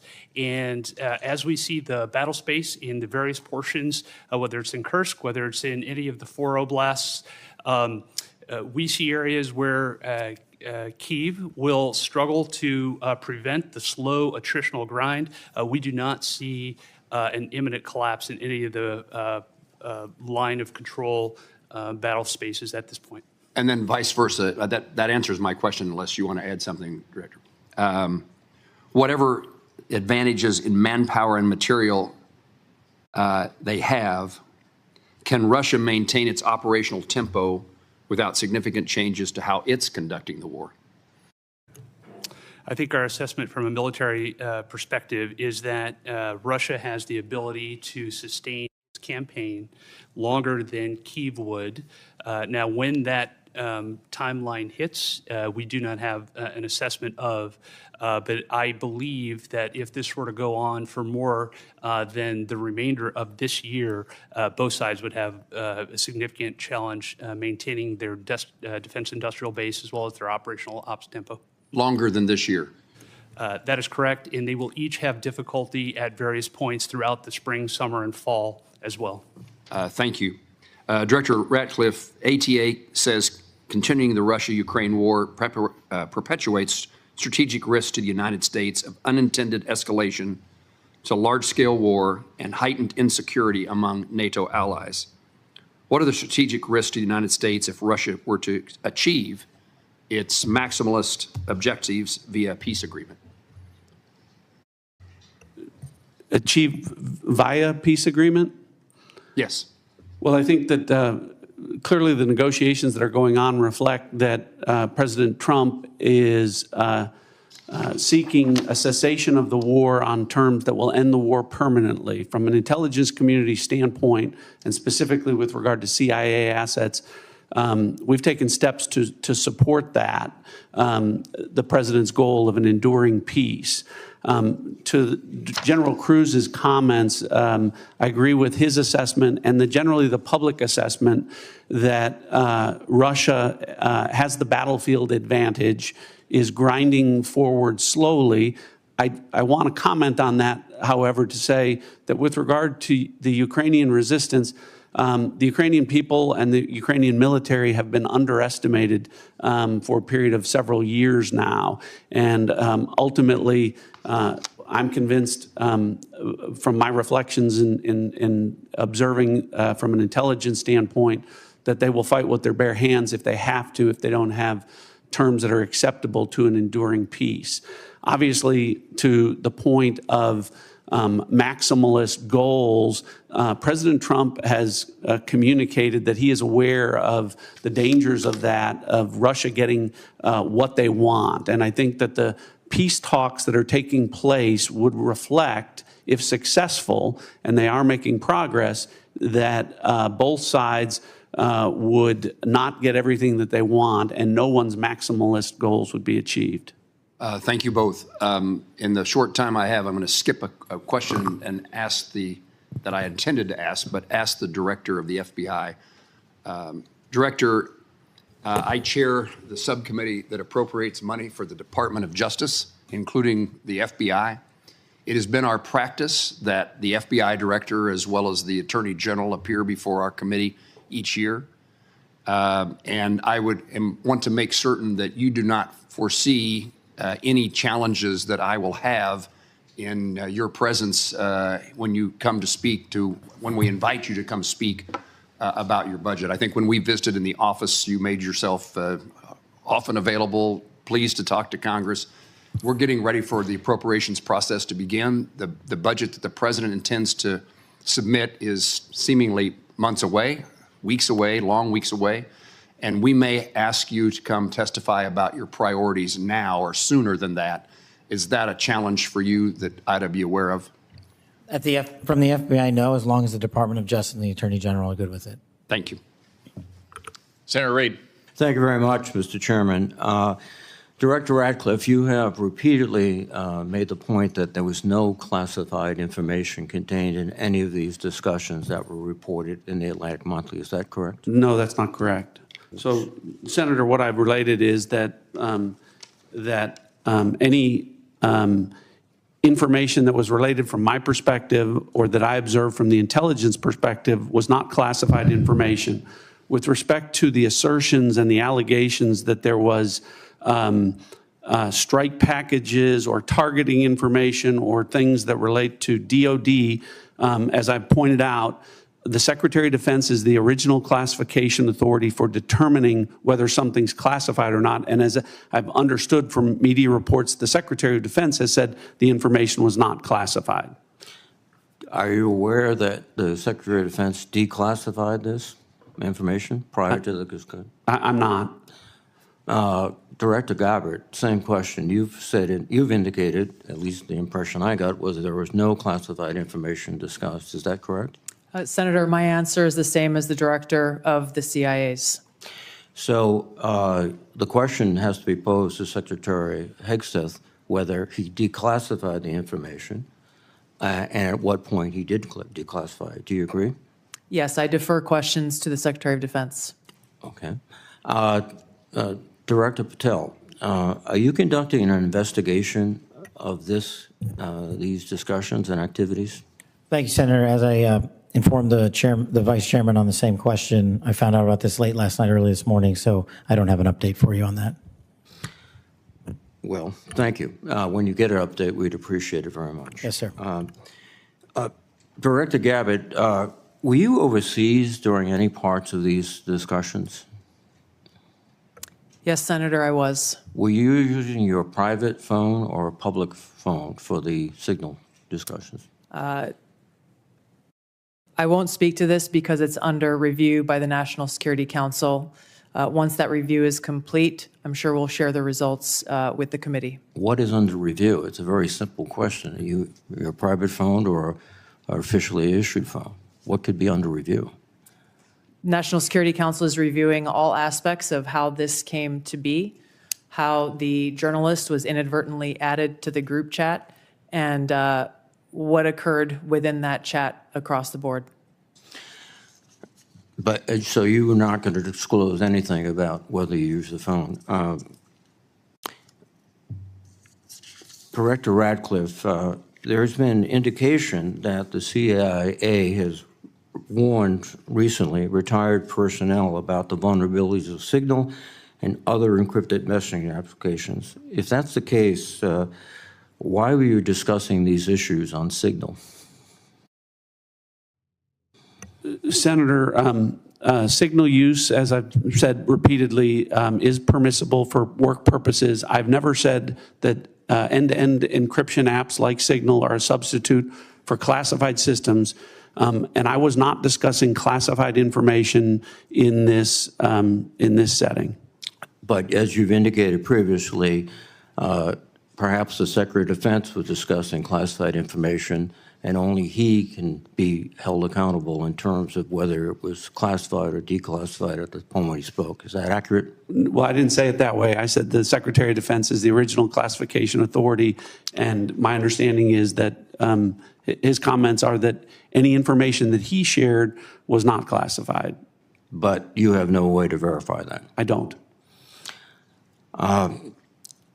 Again, this is a very troubling example and a great lapse in our intelligence and our discussion. One further point, if you are not aware of any classified information on the discussions back and forth, would it be appropriate for the author to release the entire text of what he heard or transcribed? I think the author has released, my understanding, essentially almost all of the information as it's been related to me. I don't know what calculation the author made with regard to what information would be released or not. Well, he but again, I can again confirm that with respect to the communications that were related, as to me, there was no classified information. According to the article, quote, the message contained information that might be interpreted as related to actual and current intelligence operations, and the author did not disclose that information. So the question would be, if he disclosed everything he heard, in your view. That wouldn't be classified information. I know the context of what that is, and I think the author said might be interpreted as related to intelligence information. It was not classified information. So it goes back to my point. If he released all this information he did not release, he could do so without any liability at the federal level. I think you're asking for a legal answer that I'm not able to give you, but. Mr. Patel, can you opine? You're a lawyer and you're the director of the FBI. Would he face any legal liability if he released the information? Because of the questions you and the vice chairman have put to me, I'm not going to prejudge the situation, and that legal call is ultimately for the Department of Justice. Thank you. Thank you very much, Mr. Chairman. Senator Ossoff. Thank you, Mr. Chairman, and thank you all for joining us and for your service. Just to make sure I understand some of the basics here, so Director Ratcliffe, you were a member of the Houthi PC small group signal chain, correct?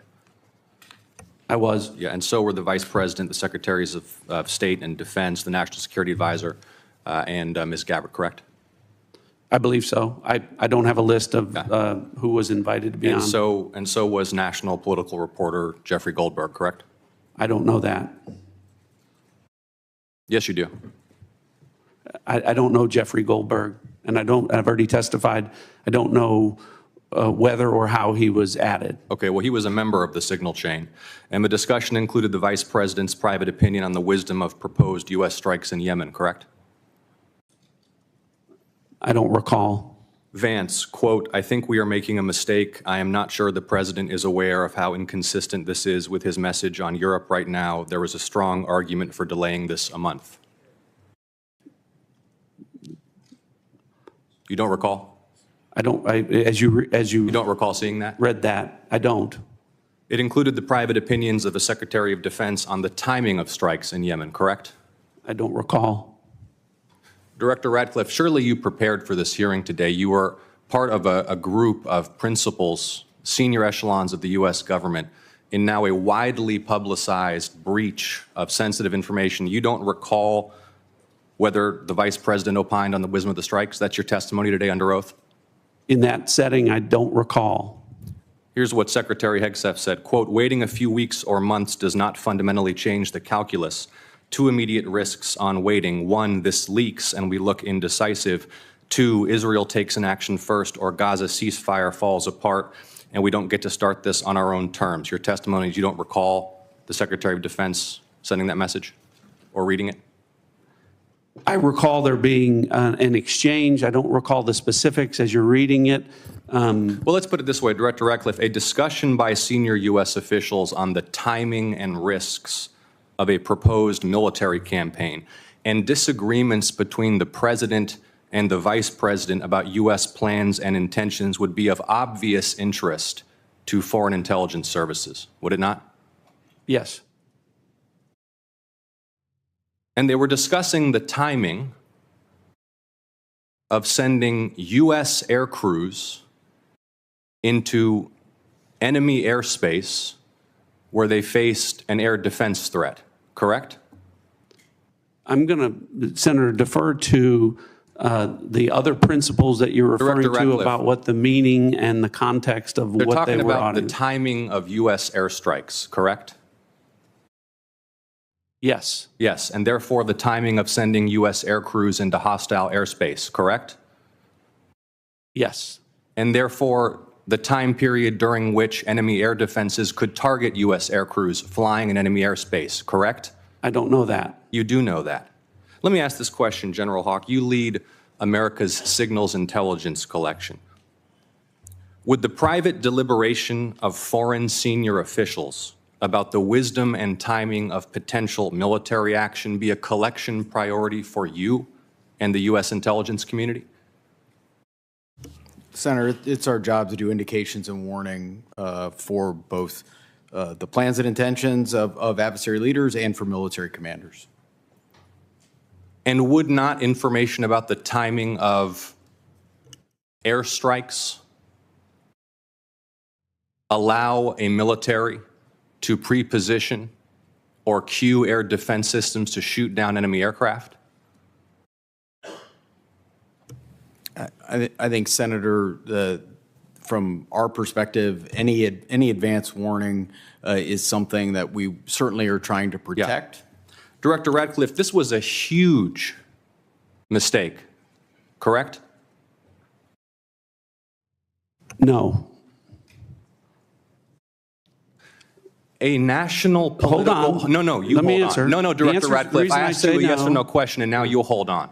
A national political reporter You can characterize it how you want. Was made privy The White to House has sensitive made information clear about that there imminent was an military inadvertent operations against a mistake, foreign terrorist an inadvertent organization. mistake of adding a reporter. And that wasn't a huge to a mistake? seal. That wasn't a huge mistake? Well, I think they characterize This is it an as a embarrassment. mistake. This is utterly unprofessional. There's been no apology. There has been no recognition of the gravity of this error. And by the way, we will get the full transcript of this chain, and your testimony will be measured carefully against its content. Thank you, Mr. Chairman. I thank the witnesses again for their appearance today. I sense the Vice Chairman has something to add. I do. So I will recognize him briefly. Well, again, I thank the witnesses. But what you're saying doesn't make sense on the face of it. Everybody knows, at least Director Ratcliffe, you had the courtesy of acknowledging you were on the chain. Director Gabbard wouldn't even touch that, even though we've got our initials. And if you want a comparison, think back to the beginning of the Ukraine war, when the United States, in concert with our then ally, the United Kingdom, declassified a lot of Putin's battle plans that allowed the Ukrainians to push back successfully on the Russian invasion. How was that? That was gone through a real process of declassification. As Senator Ossoff so clearly made the point, this information out, potentially where our adversary could reposition its defenses, in the unwillingness of the individuals on this panel who are on the chat to even apologize or acknowledging what a colossal screw-up this is, speaks volumes. Thank you to our witnesses for your appearance. A few administrative matters. As I mentioned earlier, Senator Collins is under the weather. She regrets that she could not be here for your testimony. Senator Risch, likewise, had to preside over a hearing of the Foreign Relations Committee to include the nomination of my former governor, Mike Huckabee, a great American and a great friend of Israel, to be the next ambassador to Israel. He also regrets that he could not be here. I anticipate he may have written questions as well. I would urge you all to respond to those promptly. Now, the audience will remain seated while our witnesses and their aides depart the hearing room. The Capitol Police will ensure this occurs. I want to commend the Capitol Police and our committee security staff for running an orderly hearing today. For the benefit of members, the vote on the floor has been called. We will adjourn this open hearing, and we will reconvene in closed setting at 12:40 p.m. The hearing is adjourned.